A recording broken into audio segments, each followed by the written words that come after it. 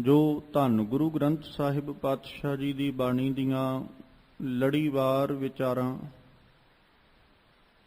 ਰੋਜ਼ਾਨਾ ਆਪ ਸੰਗਤਾਂ ਗੁਰੂ ਦਰਬਾਰ ਅੰਦਰ ਜੁੜ ਕਰਕੇ ਔਰ ਆਪਣੇ ਆਪਣੇ ਘਰਾਂ ਦੇ ਵਿੱਚ ਬੈਠ ਕਰਕੇ ਟੈਲੀਵਿਜ਼ਨ ਔਰ ਮੀਡੀਆ ਦੇ ਮਾਧਿਅਮ ਰਾਹੀਂ ਇਸ ਅਸਥਾਨ ਤੋਂ ਸਰਵਣ ਕਰਦੀਆਂ ਹੋ। ਉਹਨਾਂ ਚੱਲ ਰਹੀਆਂ ਲੜੀਵਾਰ ਗੁਰਬਾਣੀ ਵਿਚਾਰਾਂ ਦੇ ਨਾਲ ਸਾਂਝ ਪਾਈਏ। ਵਿਚਾਰਾਂ ਆਰੰਭਣ ਤੋਂ ਪਹਿਲਾਂ ਸਤਿਗੁਰੂ ਧੰਨ ਗੁਰੂ ਗ੍ਰੰਥ ਸਾਹਿਬ ਜੀ ਕਿਰਪਾ ਕਰਨ, ਆਪਣਾ ਰਹਿਮਤ ਭਰਿਆ ਹੱਥ ਸਿਰ ਤੇ ਰੱਖਣ, ਮਲ ਕਾ ਪ੍ਰਸਨਾਂ ਉੱਤੇ ਵਰਤ ਕੇ ਆਪਣੀ ਬਾਣੀ ਆਪਣੇ ਸ਼ਬਦ ਦੀ ਵਿਚਾਰ ਕਰਵਾ ਲੈਣ ਔਰ ਆਪ ਸਰਬੱਤ ਸੰਗਤ ਬਖਸ਼ੋ ਅਸੀਸ। ਕੋਈ ਰਸਨਾ ਵਾਂਝੀ ਨਾ ਰਹੇ। ਦੋਵੇਂ ਹੱਥ ਜੋੜ ਆਪਣੀਆਂ ਮਨ ਬਿਰਤੀਆਂ ਇਕਾਗਰ ਕਰਦਿਆਂ ਲਵਾਓ ਗੁਰੂ ਚਰਨਾਂ ਵਿੱਚ ਹਾਜ਼ਰੀ। ਅਦਬ ਸਹਿਤ ਸਰਬੱਤ ਸੰਗਤ ਮਿਲ ਕਰਕੇ ਉਚਾਰਨ ਕਰੋ ਜੀ। ਸਤਿਨਾਮ ਸ੍ਰੀ ਵਾਹਿਗੁਰੂ ਸਾਹਿਬ ਜੀ। ਇੱਕ ਵਾਰ ਫਿਰ ਕਰੋ ਰਸਨਾਵਾਂ ਪਵਿੱਤਰ ਔਰ ਮਿਲ ਕੇ ਆਖੋ ਜੀ। ਸਤਿਨਾਮ ਸ੍ਰੀ ਵਾਹਿਗੁਰੂ ਸਾਹਿਬ ਜੀ। ਵਾਹਿਗੁਰੂ ਸਾਹਿਬ ਜੀ। ਸ਼ਲੋਕ ਮਹੱਲਾ ਤੀਜਾ। ਇਕ ਓੰਕਾਰ ਸਤ ਗੁਰ ਪ੍ਰਸਾਦ।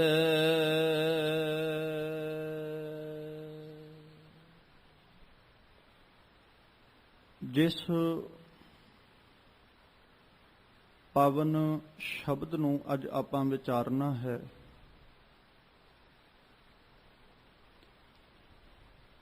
ਇਹ ਪਾਵਨ ਬਚਨ ਸਤਿਗੁਰੂ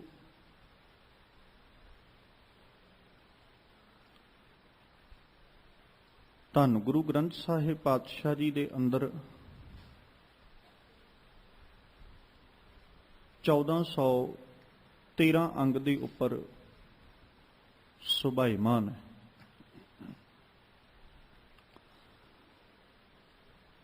ਅੱਜ ਦੇ ਇਹਨਾਂ ਪਾਵਨ ਬਚਨਾਂ ਵਿੱਚ ਸ਼ਲੋਕ ਵਾਰਾਂ ਤੇ ਵਿਰਧੀਕ ਜੋ ਸਿਰਲੇਖ ਚੱਲ ਰਿਹਾ ਹੈ, ਗੁਰੂ ਨਾਨਕ ਸਾਹਿਬ ਜੀ ਦੇ ਜੋ ਪਾਵਨ ਬਚਨ ਸਨ, ਉਹਨਾਂ ਦੀ ਰਸਨਾ ਤੋਂ ਉਚਾਰਨ ਕੀਤੇ ਹੋਏ ਉਹ 33 ਸ਼ਲੋਕਾਂ ਤੱਕ ਦੀ ਵਿਚਾਰ ਜਿਹੜੀ ਹੈ ਉਹ ਆਪ ਸੰਗਤ ਨੇ ਕੱਲ ਦੇ ਦੀਵਾਨਾਂ ਤੱਕ ਸਰਵਣ ਕੀਤੀ ਹੈ। ਅੱਜ ਧੰਨ ਗੁਰੂ ਅਮਰਦਾਸ ਪਾਤਸ਼ਾਹ ਜੀ ਦੀ ਮੁਖਾਰਬਿੰਦ ਤੋਂ ਉਚਾਰਨ ਕੀਤੇ ਹੋਏ ਜਿਹੜੇ ਪਾਵਨ ਬਚਨ ਸ਼ਲੋਕ ਵਾਰਾਂ ਤੇ ਵਧੇਕ, ਉਹਨਾਂ ਦੀ ਆਰੰਭਤਾ ਅੱਜ ਆਪਾਂ ਕਰਨੀ ਹੈ। ਸਭ ਤੋਂ ਪਹਿਲਾਂ ਜ਼ਿਕਰ ਕੀਤਾ ਗਿਆ ਸ਼ਲੋਕ ਮਹਲਾ ਤੀਜਾ, ਔਰ ਉਸੇ ਤਰ੍ਹਾਂ ਫਿਰ ਅਕਾਲ ਪੁਰਖ ਪਰਮੇਸ਼ਵਰ ਦਾ ਜਿਹੜਾ ਮੰਗਲ ਹੈ ਉਹਨੂੰ ਗਾਵਿਆ ਜਾਂਦਾ ਹੈ। ਉਹਦਾ ਮੰਗਲ ਗਾਉਂਦਿਆਂ ਹੋਇਆਂ ਧੰਨ ਗੁਰੂ ਅਮਰਦਾਸ ਪਾਤਸ਼ਾਹ ਜੀ ਨੇ ਆਪਣੀ ਰਸਨਾ ਤੋਂ ਬਚਨ ਆਖੇ, ਇੱਕ ਓੰਕਾਰ ਸਤ ਗੁਰ ਪ੍ਰਸਾਦ। ਉਹ ਅਕਾਲ ਪੁਰਖ ਸਦੀਵ ਹੈ। ਉਹ ਸਭਨਾਂ ਦੇ ਵਿੱਚ ਇੱਕ ਰਸ ਲਗਾਤਾਰ ਵਿਆਪਕ ਹੈ। ਸਭਨਾਂ ਦੇ ਵਿੱਚ ਉਹ ਲਗਾਤਾਰ ਵਸਿਆ ਵੀ ਹੋਇਆ। ਉਹਨੇ ਆਪਣਾ ਆਪਾ ਜਿਹੜਾ ਉਹ ਸਭਨਾਂ ਦੇ ਵਿੱਚ ਟਿਕਾ ਕੇ ਰੱਖਿਆ, ਠੀਕ ਉਸੇ ਤਰ੍ਹਾਂ ਜਿਵੇਂ ਇੱਕ ਕਾਰ ਇੱਕ ਲਕੀਰ ਹੈ। ਫਿਰ ਸਤ ਗੁਰ ਪ੍ਰਸਾਦ, ਉਹ ਜਿਹੜਾ ਐਸਾ ਸਦੀਵ ਰਹਿਣ ਵਾਲਾ ਅਕਾਲ ਪੁਰਖ ਪਰਮੇਸ਼ਵਰ ਹੈ, ਜਿਹੜਾ ਕਦੇ ਨਾਸ਼ ਹੋਣ ਵਾਲਾ ਨਹੀਂ, ਜਿਹੜਾ ਸਭਨਾਂ ਦੇ ਵਿੱਚ ਆਪਣਾ ਆਪਾ ਟਿਕਾ ਕੇ ਬੈਠੇ ਨੇ, ਜਾਂ ਜਿਹਦੀ ਜੋਤ ਸਾਰਿਆਂ ਦੇ ਅੰਦਰ ਕਰਮ ਕਰ ਰਹੀ ਹੈ, ਜਿਹਦੀ ਜੋਤ ਸਾਰਿਆਂ ਅੰਦਰ ਵਰਤ ਰਹੀ ਹੈ, ਉਹ ਮਿਲਦਾ ਅਕਾਲ ਪੁਰਖ ਪਰਮੇਸ਼ਵਰ ਜਿਹੜਾ ਉਹ ਗੁਰੂ ਦੀ ਕਿਰਪਾ ਦੇ ਸਦਕਾ ਹੈ। ਗੁਰਪ੍ਰਸਾਦ ਮਤਲਬ ਗੁਰੂ ਦੀ ਕਿਰਪਾ। ਹੁਣ ਜਿੰਨਾ ਚਿਰ ਅਸੀਂ ਗੁਰੂ ਦੀ ਕਿਰਪਾ ਦੇ ਪਾਤਰ ਨਹੀਂ ਬਣ ਜਾਂਦੇ, ਉਹਨਾਂ ਚਿਰ ਖਿਆਲ ਕਰਿਓ ਅਸੀਂ ਇਹ ਸਾਰੇ ਜਾਣਦੇ ਹਾਂ ਕਿ ਪ੍ਰਮਾਤਮਾ ਸਾਡੇ ਅੰਦਰ ਵਸਿਆ ਹੈ। ਸਾਡੇ ਅੰਦਰ ਪ੍ਰਮਾਤਮਾ ਦੀ ਜੋਤ ਕਰਮ ਕਰ ਰਹੀ ਹੈ। ਸਾਡੀ ਹੋਂਦ ਇਸੇ ਕਰਕੇ ਹੈ ਕਿਉਂਕਿ ਅੰਦਰ ਅਕਾਲ ਪੁਰਖ ਪਰਮੇਸ਼ਵਰ ਨੇ ਸਾਡੇ ਆਪਣੀ ਜੋਤ ਟਿਕਾ ਕੇ ਰੱਖੀ ਹੈ। ਜੇ ਉਹ ਆਪਣੀ ਜੋਤ ਨੂੰ ਸਾਡੇ ਅੰਦਰੋਂ ਹਿਰ ਲੈਂਦਾ ਹੈ, ਸਾਡੇ ਅੰਦਰੋਂ ਆਪਣੀ ਜੋਤ ਨੂੰ ਕੱਢ ਲੈਂਦਾ ਹੈ, ਸਾਡੇ ਅੰਦਰੋਂ ਆਪਣੀ ਜੋਤ ਖਿੱਚ ਲੈਂਦਾ ਹੈ, ਤੇ ਸਾਡੀ ਹੋਂਦ ਮੁੱਕ ਜਾਂਦੀ ਹੈ, ਸਾਡੀ ਹੋਂਦ ਖਤਮ ਹੋ ਜਾਂਦੀ ਹੈ। ਜਾਂ ਇਉਂ ਕਹਿ ਸਕਦੇ ਹਾਂ ਵੀ ਅਣਹੋਂਦ ਦੇ ਅਸੀਂ ਪਾਤਰ ਬਣ ਜਾਂਦੇ ਹਾਂ ਜਦੋਂ ਅਕਾਲ ਪੁਰਖ ਪਰਮੇਸ਼ਵਰ ਆਪਣੀ ਜੋਤ ਖਿੱਚ ਲੈਂਦਾ ਹੈ। ਹੁਣ ਉਹਨੇ ਆਪਣੀ ਜੋਤ ਟਿਕਾਈ ਹੈ, ਅਸੀਂ ਸਾਰੇ ਜਾਣਦੇ ਹਾਂ। ਔਰ ਆਮ ਜਦੋਂ ਅਸੀਂ ਲਫ਼ਜ਼, ਆਮ ਜਦੋਂ ਬੋਲੀ, ਆਮ ਜਦੋਂ ਭਾਸ਼ਾ ਵਰਤਦੇ ਵੀ ਹਾਂ, ਅਸੀਂ ਆਪਣੀ ਰੋਜ਼ਾਨਾ ਦੇ ਰੂਟੀਨ ਵਿੱਚ ਇਸ ਗੱਲ ਨੂੰ ਵਿਚਾਰਦੇ ਹਾਂ ਜੀ ਰੱਬ ਤੇ ਸਾਰਿਆਂ ਅੰਦਰ ਬੈਠਾ ਹੈ। ਪਰ ਹੈਰਾਨੀ ਦੀ ਗੱਲ ਹੈ ਕਿ ਉਹ ਅਕਾਲ ਪੁਰਖ ਪਰਮੇਸ਼ਵਰ ਜਿਹੜਾ ਸਾਰਿਆਂ ਦੇ ਵਿੱਚ ਬੈਠਾ, ਅਸੀਂ ਉਹਦੇ ਵੀ ਪਹਿਚਾਣ ਤੋਂ ਅਜੇ ਤੱਕ ਸੱਖਣੇ ਬੈਠੇ ਹਾਂ। ਅਸੀਂ ਉਹਨੂੰ ਵੀ ਮਿਲਣ ਤੋਂ ਅਜੇ ਤੱਕ ਸੱਖਣੇ ਹਾਂ, ਅਜੇ ਤੱਕ ਹੀਣੇ ਹਾਂ। ਜਿਹੜਾ ਸਾਰਿਆਂ ਵਿੱਚ ਬੈਠਾ, ਅਸੀਂ ਉਹਨੂੰ ਵੀ ਅਜੇ ਤੱਕ ਮਿਲ ਨਹੀਂ ਸਕੇ। ਤੇ ਇਹਦਾ ਸਭ ਤੋਂ ਵੱਡਾ ਕਾਰਨ ਇਹੀ ਹੈ ਕਿ ਅਸੀਂ ਅਜੇ ਤੱਕ ਗੁਰੂ ਦੀ ਕਿਰਪਾ ਦੇ ਪਾਤਰ ਨਹੀਂ ਬਣੇ। ਜੇ ਗੁਰੂ ਦੀ ਕਿਰਪਾ ਦੇ ਪਾਤਰ ਬਣ ਜਾਂਦੇ ਤੇ ਉਹ ਸਭਨਾਂ ਵਿੱਚ ਵਸਿਆ ਹੋਇਆ ਅਕਾਲ ਪੁਰਖ ਪਰਮੇਸ਼ਵਰ ਸਾਨੂੰ ਦਿਸ ਜਾਂਦਾ, ਉਹਦਾ ਮਿਲਾਪ ਸਾਨੂੰ ਹੋ ਜਾਂਦਾ, ਉਹਦਾ ਮੇਲ ਅਸੀਂ ਹਾਸਲ ਕਰ ਲੈਂਦੇ। ਜੇ ਉਹ ਕਿਤੇ ਅਕਾਲ ਪੁਰਖ ਪਰਮੇਸ਼ਵਰ ਦੇ ਨਾਲ ਨਾਲ ਅਸੀਂ ਗੁਰੂ ਦੀ ਰਹਿਮਤ ਦੇ ਪਾਤਰ ਬਣ ਜਾਂਦੇ, ਕਿਰਪਾ ਦੇ ਪਾਤਰ ਬਣ ਜਾਂਦੇ।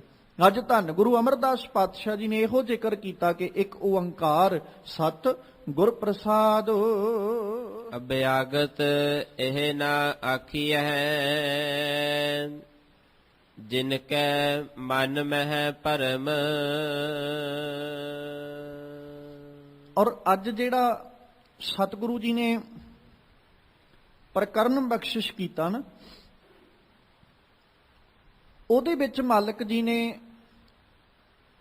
ਅਭਿਆਗਤ ਦੀ ਗੱਲ ਕੀਤੀ। ਜਦੋਂ ਅਭਿਆਗਤ ਦੇ ਅੱਖਰੀ ਅਰਥ ਕਰਦੇ ਆ ਨਾ, ਤੇ ਅੱਖਰੀ ਅਰਥਾਂ ਦੇ ਵਿੱਚ ਆਮ ਕਰਕੇ ਅਭਿਆਗਤ ਉਹਨੂੰ ਮੰਨਿਆ ਜਾਂਦਾ ਹੈ ਕਿ ਜਿਹੜਾ ਸੰਸਾਰ ਤੇ ਆਉਣ ਤੋਂ ਬਾਅਦ ਵਿੱਚ ਆਪਣੇ ਆਪ ਨੂੰ ਇੱਕ ਪ੍ਰਾਹੁਣਾ, ਇੱਕ ਗੈਸਟ ਸਮਝਦਾ ਹੈ, ਜਿਹਨੂੰ ਸਿੱਧੇ ਲਫ਼ਜ਼ਾਂ 'ਚ ਜੇ ਆਖੀਏ ਤੇ ਸਾਧੂ, ਜਿਨੇ ਸੰਸਾਰ ਵਿੱਚ ਆ ਕੇ ਵੀ ਆਪਣਾ ਆਪਾ ਸੰਸਾਰ ਵਿੱਚ ਏਦਾਂ ਰੱਖਿਆ ਜਿਵੇਂ ਇੱਕ ਪ੍ਰਾਹੁਣਾ ਆਇਆ ਹੈ, ਉਹਨੂੰ ਅਭਿਆਗਤ ਕਿਹਾ ਜਾਂਦਾ। ਪਰ ਸਤਿਗੁਰੂ ਜੀ ਨੇ ਅੱਜ ਜ਼ਿਕਰ ਕੀਤਾ ਵੀ ਅਭਿਆਗਤ ਹੈ ਕੌਣ ਤੇ ਕਿਹੜੇ ਨੇ ਜਿਨ੍ਹਾਂ ਨੂੰ ਅਸੀਂ ਅਭਿਆਗਤ ਨਹੀਂ ਆਖ ਸਕਦੇ। ਸੰਸਾਰਕ ਮਨੁੱਖਾਂ ਦੀ ਇੱਕ ਫਿਤਰਤ ਹੈ ਕਿ ਅਸੀਂ ਸਿਰਫ ਪਹਿਰਾਵਾ ਵੇਖਦੇ ਹਾਂ, ਉਹਦੀ ਵਿਚਾਰ ਨਾਲੋਂ ਜਾਂ ਉਹਦੇ ਜੀਵਨ ਨਾਲੋਂ ਪਹਿਲਾਂ ਅਸੀਂ ਉਹਦੇ ਪਹਿਰਾਵੇ ਨੂੰ ਵੇਖਿਆ, ਤੇ ਪਹਿਰਾਵਾ ਵੇਖ ਕੇ ਨਾ ਅਸੀਂ ਮਨ ਹੀ ਮਨ ਕਈ ਤਰ੍ਹਾਂ ਦੀਆਂ ਜਿਹੜੀਆਂ ਵਿਚਾਰਾਂ ਨੇ ਉਹ ਆਪ ਬਣਾ ਲਈਆਂ। ਸਾਡੇ ਮਨ ਵਿੱਚ ਕਈ ਤਰ੍ਹਾਂ ਦੇ ਵਿਚਾਰ ਉਪਜੇ, ਕਈ ਤਰ੍ਹਾਂ ਦੇ ਸੰਕਲਪ ਪੈਦਾ ਹੋਏ, ਤੇ ਉਹੀ ਕਈ ਤਰ੍ਹਾਂ ਦੇ ਸੰਕਲਪਾਂ ਨੂੰ ਅਸੀਂ ਵਿਕਲਪ ਰੂਪ ਵਿੱਚ ਵੀ ਲੈ ਗਏ, ਸਿਰਫ ਇਸ ਕਰਕੇ ਕਿਉਂਕਿ ਅਸੀਂ ਉਹਦਾ ਆਪਣੀਆਂ ਅੱਖਾਂ ਨਾਲ ਕੱਲਾ ਪਹਿਰਾਵਾ ਵੇਖਿਆ, ਅਸੀਂ ਉਹਦਾ ਕੇਵਲ ਆਪਣੀਆਂ ਅੱਖਾਂ ਨਾਲ ਬਾਹਰੀ ਰੂਪ ਵੇਖਿਆ, ਜਿਸ ਕਰਕੇ ਅਸੀਂ ਆਪਣੇ ਮਨ ਦੇ ਸੰਕਲਪ ਜਿਹੜੇ ਨਾ ਉਹ ਲੈ ਲਏ। ਹੁਣ ਉਹ ਜਿਹੜੇ ਮਨ ਵਿਚਲੇ ਸੰਕਲਪ ਸਨ, ਉਹਨਾਂ ਦਾ ਨਤੀਜਾ ਇਹ ਨਿਕਲਿਆ ਕਿ ਸਾਡੇ ਮਨ ਵਿਚਲੀ ਜਿਹੜੀ ਵਿਚਾਰ ਸੀ, ਅਸੀਂ ਉਸ ਵਿਚਾਰ ਮੁਤਾਬਕ ਹੀ ਉਸ ਸੈਕੰਡ ਪਰਸਨ ਦੀਆਂ ਜ਼ਿੰਦਗੀਆਂ ਦਾ ਅੰਦਾਜ਼ਾ ਲਾਇਆ, ਉਸ ਮਨੁੱਖ ਦੇ ਜੀਵਨ ਦਾ ਅੰਦਾਜ਼ਾ ਤਕਾਜ਼ਾ ਲਾਇਆ ਕਿ ਇਹ ਇਸ ਤਰ੍ਹਾਂ ਦਾ ਹੋ ਸਕਦਾ ਹੈ ਕਿਉਂਕਿ ਇਹਦਾ ਪਹਿਰਾਵਾ ਇਦਾਂ ਦਾ ਹੈ। ਹੁਣ ਸਾਹਿਬ ਕਹਿੰਦੇ ਅਭਿਆਗਤ ਇਹ ਨਾ ਆਖੀਐ, ਉਹਨਾਂ ਨੂੰ ਅਭਿਆਗਤ ਨਹੀਂ ਕਿਹਾ ਜਾ ਸਕਦਾ, ਮਤਲਬ ਉਹਨਾਂ ਨੂੰ ਸਾਧੂ ਨਹੀਂ ਆਖਿਆ ਜਾ ਸਕਦਾ। ਜਿਨ ਕੈ ਮਨ ਮੈਂ ਭਰਮ, ਜਿਨ੍ਹਾਂ ਦੇ ਮਨ ਵਿੱਚ ਭਰਮ ਹੈ, ਜਿਨ੍ਹਾਂ ਦੇ ਮਨ ਵਿੱਚ ਭਟਕਣਾ ਹੈ, ਜਾਂ ਜਿਨ੍ਹਾਂ ਦੇ ਮਨ ਵਿੱਚ ਮਾਇਆ ਦੇ ਪ੍ਰਤੀ ਅਜੇ ਤੱਕ ਭੁਲੇਖਾ ਹੈ, ਅਸੀਂ ਉਹਨਾਂ ਨੂੰ ਅਭਿਆਗਤ ਨਹੀਂ ਆਖ ਸਕਦੇ। ਇਹ ਪਾਵਨ ਬਚਨ ਤੇ ਜਿਹੜਾ ਅੱਜ ਧੰਨ ਗੁਰੂ ਅਮਰਦਾਸ ਪਾਤਸ਼ਾਹ ਜੀ ਨੇ ਬਖਸ਼ਿਸ਼ ਕੀਤਾ, ਇਸੇ ਤਰ੍ਹਾਂ ਦਾ ਇੱਕ ਪਾਵਨ ਬਚਨ ਅੰਗ ਨੰਬਰ 949 ਦੇ ਉੱਪਰ ਵੀ ਧੰਨ ਗੁਰੂ ਅਮਰਦਾਸ ਪਾਤਸ਼ਾਹ ਜੀ ਦੀ ਰਸਨਾ ਤੋਂ ਉਚਾਰਨ ਕੀਤਾ। ਬਸ ਉਹਦੇ ਵਿੱਚ ਜ਼ਿਕਰ ਕਰਦਿਆਂ ਇਹ ਆਖਿਆ ਸੀ, ਇੱਥੇ ਲਫ਼ਜ਼ ਵਰਤਿਆ ਸਤਿਗੁਰੂ ਜੀ ਨੇ ਅਭਿਆਗਤ ਇਹ ਨਾ ਆਖੀਐ, ਉੱਥੇ ਲਫ਼ਜ਼ ਵਰਤ ਰਹੇ ਨੇ ਅਭਿਆਗਤ ਇਹ ਨਾ ਆਖੀਅਨ। ਇੱਥੇ ਆਖਿਆ ਜਿਨ ਕੈ ਮਨ ਮੈਂ ਭਰਮ, ਉੱਥੇ ਕਹਿੰਦੇ ਜਿਨ ਕੈ ਚਿੱਤ ਮੈਂ ਭਰਮ। ਮਤਲਬ ਸਿਧਾਂਤ ਉਹੀ ਹੈ, ਪ੍ਰਕਰਨ ਉਹੀ ਹੈ, ਸਿੱਖਿਆ ਉਹੀ ਹੈ, ਸਿਰਫ ਲਫ਼ਜ਼ ਜਿਹੜੇ ਉਹਨਾਂ ਦੇ ਵਿੱਚ ਬਦਲਾਵ ਕੀਤਾ ਗਿਆ ਕਿ ਜਿਨ੍ਹਾਂ ਦੇ ਚਿੱਤ ਵਿੱਚ ਭਰਮ ਹੈ ਜਾਂ ਜਿਨ੍ਹਾਂ ਦੇ ਮਨ ਵਿੱਚ ਭਰਮ ਹੈ, ਉਹਨਾਂ ਨੂੰ ਕਦੇ ਅਭਿਆਗਤ ਨਹੀਂ ਆਖਿਆ ਜਾ ਸਕਦਾ, ਸਾਧੂ ਨਹੀਂ ਆਖਿਆ ਜਾ ਸਕਦਾ। ਉਹ ਸਾਧੂ ਅਖਵਾਉਣ ਦੇ ਹੱਕਦਾਰ ਹੀ ਨਹੀਂ। ਕਾਰਨ ਕੀ ਹੈ? ਕਿਉਂਕਿ ਉਹਨਾਂ ਦੇ ਕੋਲ ਨਾ ਕੇਵਲ ਇੱਕ ਪਹਿਰਾਵਾ ਹੈ, ਉਹਨਾਂ ਕੋਲ ਸਿਰਫ ਆਪਣਾ ਬਾਹਰੀ ਤੌਰ ਉੱਤੇ ਇੱਕ ਸਵਰੂਪ ਹੈ, ਜਿਸ ਸਵਰੂਪ ਕਰਕੇ ਉਹਨਾਂ ਸੰਸਾਰ ਨੂੰ ਇੱਕ ਭਰਮ ਦੇ ਵਿੱਚ ਪਾਇਆ ਜਾਂ ਸੰਸਾਰ ਨੂੰ ਉਹਨਾਂ ਨੇ ਭਟਕਣਾ ਦੇ ਵਿੱਚ ਪਾਇਆ। ਉਹਨਾਂ ਦੇ ਕੋਲ ਜੀਵਨ ਕਰਕੇ ਕੁਝ ਨਹੀਂ, ਜਿਹਨੂੰ ਆਪਾਂ ਇਉਂ ਕਹਿ ਸਕਦੇ ਹਾਂ ਕਿ ਉਹਨਾਂ ਕੋਲ ਸਿਰਫ ਧਰਮ ਦਾ ਪਹਿਰਾਵਾ ਤੇ ਹੈ। ਧਾਰਮਿਕ ਪਹਿਰਾਵਾ ਬਹੁਤ ਚੰਗਾ ਉਹਨਾਂ ਦਾ, ਕਿਉਂਕਿ ਅਕਸਰ ਜਦੋਂ ਆਪਾਂ ਧਰਮ ਦੀ ਗੱਲ ਕਰਦੇ ਆ ਨਾ, ਤੇ ਸਾਡੇ ਨਜ਼ਰਾਂ ਦੇ ਅੰਦਰ ਧਰਮ ਦਾ ਪਹਿਰਾਵਾ ਵੀ ਵੱਖਰਾ, ਤੇ ਜਿੰਨੇ ਧਰਮ ਦਾ ਪਹਿਰਾਵਾ ਪਹਿਨੇ ਆ ਅਸੀਂ ਉਹਨੂੰ ਅਕਸਰ ਧਰਮੀ ਸਮਝ ਲੈਨੇ ਆ, ਤੇ ਉਹਨੂੰ ਧਰਮੀ ਸਮਝ ਕੇ ਤੇ ਅਸੀਂ ਅਕਸਰ ਭਰਮ ਵਿੱਚ ਪੈ ਜਾਂਦੇ ਆ। ਉਹਦੇ ਪ੍ਰਤੀ ਕਈ ਤਰ੍ਹਾਂ ਦੇ ਵਿਚਾਰ ਸਾਡੇ ਮਨ ਵਿੱਚ ਉਪਜ ਪੈਂਦੇ ਨੇ। ਖਿਆਲ ਰੱਖਿਓ, ਹਰ ਧਰਮ ਦਾ ਪਹਿਰਾਵਾ ਪਹਿਨਣ ਵਾਲਾ ਧਰਮੀ ਨਹੀਂ, ਤੇ ਹਰ ਜੀਵ ਜਿਹਦੇ ਕੋਲ ਧਰਮ ਦਾ ਪਹਿਰਾਵਾ ਨਹੀਂ, ਅਸੀਂ ਉਹਨੂੰ ਅਧਰਮੀ ਕਦੇ ਨਹੀਂ ਕਹਿ ਸਕਦੇ। ਕਿਉਂਕਿ ਧਰਮ ਦਾ ਜਿਹੜਾ ਅਕਸਰ ਆਪ ਜੀ ਦੇ ਅੱਗੇ ਇਹ ਬੇਨਤੀ ਕਰੀਦੀ ਹੈ ਕਿ ਧਰਮ ਦਾ ਸੰਬੰਧ ਸਾਡੇ ਸਰੀਰ ਨਾਲੋਂ ਵੱਧ ਕੇ ਸਾਡੇ ਮਨ ਨਾਲ ਹੈ, ਕਿਉਂਕਿ ਧਰਮ ਮਨ ਨੇ ਕਮਾਉਣਾ, ਤਨ ਨੇ ਨਹੀਂ। ਧਰਮ ਜਦੋਂ ਵੀ ਕਮਾਏਗਾ ਉਦੋਂ ਸਾਡਾ ਮਨ ਕਮਾਏਗਾ, ਤੇ ਜੇ ਸਾਡੇ ਜੀਵਨ ਵਿੱਚ ਹੀ ਧਰਮ ਨਹੀਂ ਜਾਂ ਸਾਡੇ ਮਨ ਕੋਲ ਹੀ ਧਰਮ ਨਹੀਂ ਹੈ, ਤੇ ਫਿਰ ਸਾਡਾ ਸੰਸਾਰਕ ਤੌਰ ਤੇ, ਤਨ ਦੇ ਤੌਰ ਤੇ ਜਾਂ ਸਰੀਰਕ ਤੌਰ ਤੇ ਪਹਿਨਿਆ ਹੋਇਆ ਧਰਮ ਦਾ ਪਹਿਰਾਵਾ ਵੀ ਕੋਈ ਬਹੁਤਾ ਮਾਇਨੇ ਨਹੀਂ ਰੱਖੇਗਾ। ਧਰਮ ਦਾ ਪਹਿਰਾਵਾ ਮੁਬਾਰਕ ਬਾਤ ਹੈ ਕਿ ਸਾਡੇ ਕੋਲ ਹੈ, ਅਸੀਂ ਧਰਮ ਦਾ ਪਹਿਰਾਵਾ ਪਹਿਨਿਆ, ਪਰ ਚੇਤੇ ਰੱਖੀਏ ਕਿ ਧਰਮ ਦੇ ਪਹਿਰਾਵੇ ਦੇ ਨਾਲ ਨਾਲ ਸਾਡੇ ਕੋਲ ਮਨ ਕਰਕੇ ਵੀ ਧਰਮ ਦਾ ਹੋਣਾ ਲਾਜ਼ਮੀ ਹੈ, ਫਿਰ ਅਸੀਂ ਧਰਮੀ ਅਖਵਾਉਣ ਦੇ ਹੱਕਦਾਰ ਹਾਂ। ਸਤਿਗੁਰੂ ਅਮਰਦਾਸ ਪਾਤਸ਼ਾਹ ਜੀ ਨੇ ਜ਼ਿਕਰ ਕੀਤਾ, ਕਹਿੰਦੇ ਅਭਿਆਗਤ ਇਹ ਨਾ ਆਖੀ ਹੈ, ਅਸੀਂ ਉਹਨਾਂ ਨੂੰ ਧਰਮੀ ਨਹੀਂ ਆਖ ਸਕਦੇ, ਕਿਉਂਕਿ ਇਹ ਭਿੱਖਿਆ ਮੰਗਣ ਵਾਲੇ ਨੇ, ਤੇ ਇਹ ਭਿੱਖਿਆ ਮੰਗਣ ਵਾਲੇ ਆਪਣੇ ਮਨਾਂ ਦੇ ਵਿੱਚ ਅਜੇ ਭਰਮ ਰੱਖੀ ਬੈਠੇ ਨੇ ਕਿ ਸਾਡੀਆਂ ਲੋੜਾਂ ਕੋਈ ਇਨਸਾਨ ਪੂਰੀਆਂ ਕਰ ਸਕਦਾ ਹੈ, ਸਾਡੀਆਂ ਜ਼ਰੂਰਤਾਂ ਕਿਸੇ ਮਨੁੱਖ ਕੋਲੋਂ ਪੂਰੀਆਂ ਹੋ ਸਕਦੀਆਂ ਨੇ। ਜਿਹੜਾ ਜੀਵ ਆਪਣੇ ਮਨ ਵਿੱਚ ਇਹ ਭਰਮ ਰੱਖ ਕੇ ਬੈਠਾ ਹੈ, ਉਹਨੂੰ ਅਸੀਂ ਧਰਮੀ ਕਿਵੇਂ ਕਹਿ ਦਈਏ? ਇਹਨੂੰ ਥੋੜਾ ਜਿਹਾ ਤਵੱਜੋਂ ਦੇ ਕੇ ਸਮਝਿਓ। ਇਨਸਾਨ ਇੱਕ ਦੂਜੇ ਇਨਸਾਨ ਦੇ ਭਰੋਸੇ ਤੇ ਜਿਉਣ ਵਾਲਾ, ਜਿਹੜਾ ਇਸ ਕਰਕੇ ਦੂਜੇ ਇਨਸਾਨ ਤੇ ਭਰੋਸਾ ਕਰਕੇ ਬੈਠਾ ਵੀ ਮੇਰੀਆਂ ਲੋੜਾਂ, ਚਾਹੇ ਉਹ ਸਰੀਰਕ ਨੇ ਭਾਵੇਂ ਮਾਨਸਿਕ ਨੇ, ਉਹ ਲੋੜਾਂ ਮੇਰੀਆਂ ਇਸ ਪਰਸਨ ਕੋਲੋਂ ਪੂਰੀਆਂ ਹੋ ਜਾਣੀਆਂ, ਤੇ ਉਹਨੂੰ ਅਸੀਂ ਧਰਮ ਦਾ ਜਾਂ ਧਰਮੀ ਕਿਵੇਂ ਆਖ ਦਈਏ, ਜਾਂ ਉਹਨੂੰ ਧਾਰਮਿਕ ਵਿਚਾਰਾਂ ਵਾਲਾ ਕਿਵੇਂ ਕਹਿ ਦਈਏ, ਜਿਹੜਾ ਅਜੇ ਆਪਣੇ ਮਨ ਵਿੱਚ ਇਹ ਸੋਚ ਕੇ ਬੈਠਾ ਕਿ ਸੈਕਿੰਡ ਪਰਸਨ ਮੇਰੀ ਸਹਾਇਤਾ ਕਰ ਸਕਦਾ ਹੈ। ਰੱਬ ਉੱਤੇ ਭਰੋਸਾ ਹੋਵੇ, ਰੱਬ ਉੱਤੇ ਵਿਸ਼ਵਾਸ ਹੋਵੇ ਫਿਰ ਆਖਿਆ ਜਾ ਸਕਦਾ ਵੀ ਮਨੁੱਖਾ ਤੂੰ ਧਾਰਮਿਕ ਵਿਚਾਰ ਰੱਖਦਾ ਹੈ, ਕਿਉਂਕਿ ਤੈਨੂੰ ਅਕਾਲ ਪੁਰਖ ਪਰਮੇਸ਼ਵਰ ਤੇ ਭਰੋਸਾ, ਤੈਨੂੰ ਉਸ ਪਰਮੇਸ਼ਵਰ ਤੇ ਵਿਸ਼ਵਾਸ ਹੈ ਤੇ ਤੂੰ ਉਹਦੇ ਤੇ ਭਰੋਸਾ ਰੱਖ ਕੇ ਧਰਮ ਕਮਾਉਣ ਦੀ ਬਾਤ ਕਰਦਾ ਹੈ, ਜਾਂ ਧਰਮ ਤੂੰ ਉਹਦੇ ਉੱਤੇ ਭਰੋਸਾ ਰੱਖ ਕੇ ਕਮਾਉਣਾ ਹੈ, ਫਿਰ ਤੇ ਆਖਿਆ ਜਾ ਸਕਦਾ ਕਿ ਇਨਸਾਨ ਧਰਮੀ ਹੈ। ਪਰ ਜੇ ਇਨਸਾਨ ਆਪਣੇ ਮਨਾਂ ਵਿੱਚ ਧਾਰਮਿਕ ਵਿਚਾਰਾਂ ਤੇ ਕੀ ਉਹ ਜ਼ੁਬਾਨ ਕਰਕੇ ਕਿਸੇ ਮਨੁੱਖ ਉੱਤੇ ਜਾਂ ਕਿਸੇ ਦੂਸਰੇ ਜੀਵ ਉੱਤੇ ਆਸ ਲਾ ਕੇ ਬੈਠਾ, ਸੀ ਉਹਨੂੰ ਕੀ ਧਰਮੀ ਆਖੀਏ। ਅਭਿਆਗਤ ਇਹ ਨਾ ਆਖੀਏ।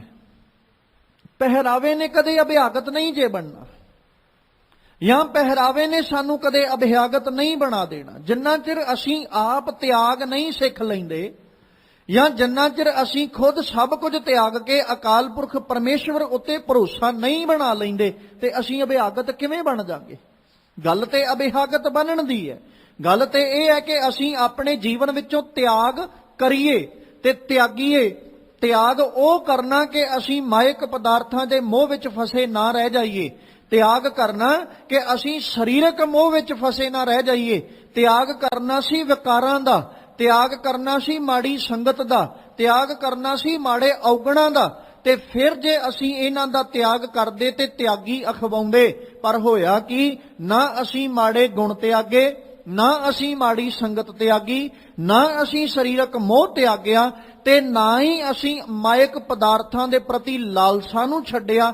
ਅਸੀਂ ਛੱਡਿਆ ਉਹਨੂੰ ਤਿਆਗੀ ਮੰਨਿਆ ਜਿਹਨੇ ਆਪਣਾ ਪਰਿਵਾਰ ਛੱਡਿਆ। ਅਸੀਂ ਉਹਨੂੰ ਤਿਆਗੀ ਮੰਨਿਆ ਜਿਹੜਾ ਘਰ-ਬਾਰ ਛੱਡ ਕੇ ਚਲਾ ਗਿਆ। ਅਸੀਂ ਉਹਨੂੰ ਤਿਆਗੀ ਮੰਨਿਆ ਜਿਹੜਾ ਸੰਸਾਰਿਕ ਤੌਰ ਤੇ ਜੰਗਲਾਂ ਵਿੱਚ ਜਾ ਕੇ ਵਸਣ ਲੱਗ ਪਿਆ। ਅਸੀਂ ਕਹਿਤਾ ਭਾਈ ਇਹ ਤੇ ਬੜਾ ਵੱਡਾ ਤਿਆਗੀ ਹੈ, ਇਹਦੇ ਕੋਲ ਤੇ ਬਹੁਤ ਜ਼ਮੀਨ ਜਾਇਦਾਦ ਸੀ ਪਰ ਇਹਨੇ ਤਿਆਗ ਦਿੱਤੀ, ਇਹ ਤੇ ਬੜਾ ਵੱਡਾ ਤਿਆਗੀ ਹੈ। ਹੁਣ ਸਤਿਗੁਰੂ ਕਹਿੰਦੇ ਨਹੀਂ, ਉਹ ਅਭਿਆਗਤ ਨਹੀਂ, ਕਿਉਂਕਿ ਅਜੇ ਵੀ ਮਨ ਮੈਂ ਭਰਮ, ਉਹਨਾਂ ਦੇ ਮਨ ਵਿੱਚ ਅਜੇ ਵੀ ਭਰਮ ਹੈ, ਅਜੇ ਵੀ ਭੁਲੇਖਾ ਹੈ। ਸਤਿਗੁਰੂ ਜੀ ਨੇ ਨਾ ਇੱਕ ਬੜਾ ਪਿਆਰਾ ਬਚਨ ਕੀਤਾ। ਉੱਥੇ ਨਾ ਸਤਿਗੁਰੂ ਜੀ ਲਫ਼ਜ਼ ਵਰਤਦਿਆਂ ਆਖਦੇ, ਕਹਿੰਦੇ ਅਭਿਆਗਤ ਇਹ ਨਾ ਆਖੀਆਂ। ਉਹਨਾਂ ਨੂੰ ਅਭਿਆਗਤ ਨਹੀਂ ਕਿਹਾ ਜਾ ਸਕਦਾ। ਜੇ ਪਰ ਘਰ ਭੋਜਨ ਕਰੇਨ, ਜਿਨ ਕੈ ਚਿਤ ਮੈਂ ਭਰਮ, ਜਿਨ ਕੈ ਮਨ ਮੈਂ ਭਰਮ, ਦੋਵੇਂ ਪੱਖ, ਕਿਉਂਕਿ ਸ਼ਲੋਕ ਦੋਵੇਂ ਹੀ ਨੇ, ਦੋਨੋਂ ਹੀ ਗੁਰੂ ਅਮਰਦਾਸ ਪਾਤਸ਼ਾਹ ਦੇ। ਬਸ ਇਹ ਜਿਹੜਾ ਅੱਜ ਦਾ ਪਾਵਨ ਬਚਨ ਹੈ ਇਹਦੇ ਚ ਮਨ ਲਫ਼ਜ਼ ਵਰਤਿਆ, ਤੇ ਜਿਹੜਾ ਦੂਸਰਾ ਪਾਵਨ ਸ਼ਲੋਕ ਹੈ ਉਹਦੇ ਵਿੱਚ ਸਤਿਗੁਰੂ ਜੀ ਚਿੱਤ ਲਫ਼ਜ਼ ਵਰਤ ਰਹੇ। ਇੱਥੇ ਆਖਿਆ ਜਿਨ ਕੈ ਮਨ ਮੈਂ ਭਰਮ ਅਭਿਆਗਤ ਇਹ ਨਾ ਆਖੀਐ, ਤੇ ਉਥੇ ਕਹਿ ਰਹੇ ਜਿਨ ਕੈ ਚਿਤ ਮੈਂ ਭਰਮ ਅਭਿਆਗਤ ਇਹ ਨਾ ਆਖੀਨ। ਫਿਰ ਅਭਿਆਗਤ ਇਹ ਨਾ ਆਖੀਨ ਜੇ ਪਰ ਘਰ ਭੋਜਨ ਕਰੇਨ, ਜਿਹੜੇ ਪਰਾਏ ਘਰ ਦੇ ਵਿੱਚ ਭੋਜਨ ਕਰਨ ਦੀ ਆਸ ਲੈ ਕੇ ਬੈਠੇ, ਪਰਾਏ ਉੱਤੇ ਜਿਹੜੇ ਅਜੇ ਵੀ ਭਰੋਸਾ ਰੱਖ ਕੇ ਬੈਠੇ। ਤੇ ਸਤਿਗੁਰੂ ਕਹਿੰਦੇ ਉਧਰੇ ਕਾਰਨ ਆਪਣੇ ਉਦਰ ਦੇ ਕਰਕੇ, ਆਪਣੇ ਪੇਟ ਦੀ ਪੂਰਤੀ ਕਰਕੇ, ਬਹਿਲੇ ਭੇਖ ਕਰੇਨ, ਉਹ ਭੇਖ ਕਰ ਕਰਕੇ ਲੋਕਾਂ ਨੂੰ ਵਿਖਾਰੇ ਵੀ ਸਾਡਾ ਪੇਟ ਭਰਦਾ ਰਹੇ, ਸਾਡਾ ਉਦਰ ਭਰਦਾ ਰਹੇ। ਮਾਲਕ ਕਹਿੰਦੇ ਅਭਿਆਗਤ ਉਹਨਾਂ ਨੂੰ ਨਹੀਂ ਆਖਿਆ ਜਾ ਸਕਦਾ।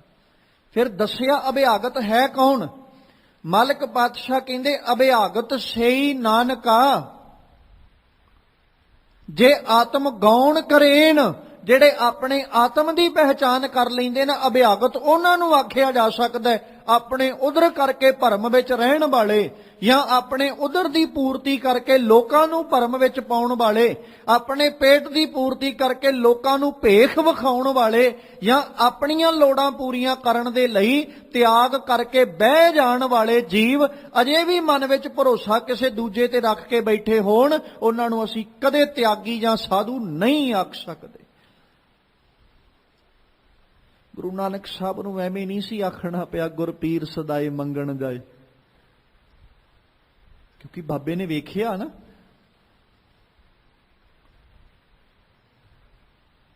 ਔਰ ਗੁਰੂ ਨਾਨਕ ਸਾਹਿਬ ਨੇ ਖੁਦ ਬਹਿ ਕੇ ਵਿਚਾਰਾਂ ਕੀਤੀਆਂ। ਜਦੋਂ ਸਿੱਧਾਂ ਕੋਲ, ਜੋਗੀਆਂ ਕੋਲ ਗਏ, ਉਹ ਸਾਰੇ ਗ੍ਰਸਥ ਨੂੰ ਨਿੰਦਣ ਵਾਲੇ ਹੀ ਸੀ, ਸਾਰੇ ਦੇ ਸਾਰੇ। ਜਿੰਨੇ ਸਾਧੂ ਗ੍ਰਸਥੀ ਉਹ ਜਿੰਨੇ ਉੱਥੇ ਬੈਠੇ ਸਨ ਸਾਧੂ, ਜਿੰਨੇ ਜੋਗੀ ਬੈਠੇ ਸੀ, ਉਹ ਸਾਰੇ ਦੇ ਸਾਰੇ ਹੀ ਕਹਿਣ ਵਾਲੇ ਗ੍ਰਸਥ ਬਹੁਤ ਮਾੜਾ, ਗ੍ਰਸਥ ਕਦੇ ਅਪਣਾਉਣਾ ਨਹੀਂ ਚਾਹੀਦਾ। ਸਤਿਗੁਰੂ ਨਾਨਕ ਸਾਹਿਬ ਨੇ ਉਹਨਾਂ ਅੱਗੇ ਇੱਕ ਸਵਾਲ ਰੱਖਿਆ ਸੀ। ਮਾਲਕ ਕਹਿੰਦੇ ਵੀ ਤੁਸੀਂ ਕਿੱਡੇ ਨਾ ਸ਼ੁਕਰੇ ਹੋ, ਕਿੱਡੇ ਅਕਿਰਤ ਕਾਣੋ ਤੁਸੀਂ। ਹੁਣ ਉਹ ਸਾਰੇ ਹੀ ਹੈਰਾਨ ਵੀ ਅਸੀਂ ਕਿਹੜਾ ਕਿਸੇ ਦੇ ਉਪਕਾਰ ਨੂੰ ਵਿਸਾਰਿਆ, ਅਸੀਂ ਕਿਹੜੇ ਪਾਸਿਓਂ ਅਕਿਰਤ ਕਣ। ਸਤਿਗੁਰੂ ਕਹਿੰਦੇ ਵੀ ਤੁਹਾਡੇ ਨਾਲ ਵੱਡਾ ਅਕਿਰਤ ਕਣਤਾ ਵਾਲਾ ਕੋਈ ਹੋ ਹੀ ਨਹੀਂ ਸਕਦਾ, ਜਿੱਡੇ ਵੱਡੇ ਤੁਸੀਂ ਅਕਿਰਤ ਕਣ ਬਣ ਕੇ ਬੈਠੇ ਹੋ। ਤੇ ਸਾਧੂਆਂ ਸਵਾਲ ਕੀਤਾ ਵੀ ਸਾਨੂੰ ਦੱਸੋ ਅਸੀਂ ਅਕਿਰਤ ਕਣ ਕਿਵੇਂ ਆ। ਫਿਰ ਮਾਲਕ ਜੀ ਨੇ ਦੱਸਿਆ ਉਹਨਾਂ ਨੂੰ, ਕਹਿੰਦੇ ਵੀ ਤੁਸੀਂ ਆਪਣਾ ਘਰ, ਆਪਣਾ ਪਰਿਵਾਰ, ਆਪਣਾ ਸਭ ਕੁਝ ਛੱਡ ਕੇ ਜੰਗਲਾਂ ਚ ਆ ਗਏ।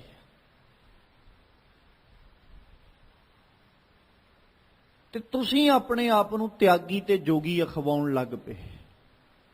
ਲੋਕਾਂ ਨੇ ਵੀ ਤੁਹਾਨੂੰ ਜੋਗੀ, ਪੁੱਗੇ ਹੋਏ ਸਾਧੂ, ਲੋਕਾਂ ਨੇ ਵੀ ਤੁਹਾਨੂੰ ਸਿੱਧ, ਬੜਾ ਕੁਝ ਕਹਿਣਾ ਸ਼ੁਰੂ ਕਰ ਲਿਆ। ਪਰ ਇਹ ਦੱਸੋ ਵੀ ਜਦੋਂ ਤੁਹਾਨੂੰ ਕਿਸੇ ਚੀਜ਼ ਦੀ ਜ਼ਰੂਰਤ ਪੈਂਦੀ ਤੇ ਤੁਸੀਂ ਕਿੱਥੇ ਜਾਂਦੇ ਹੋ?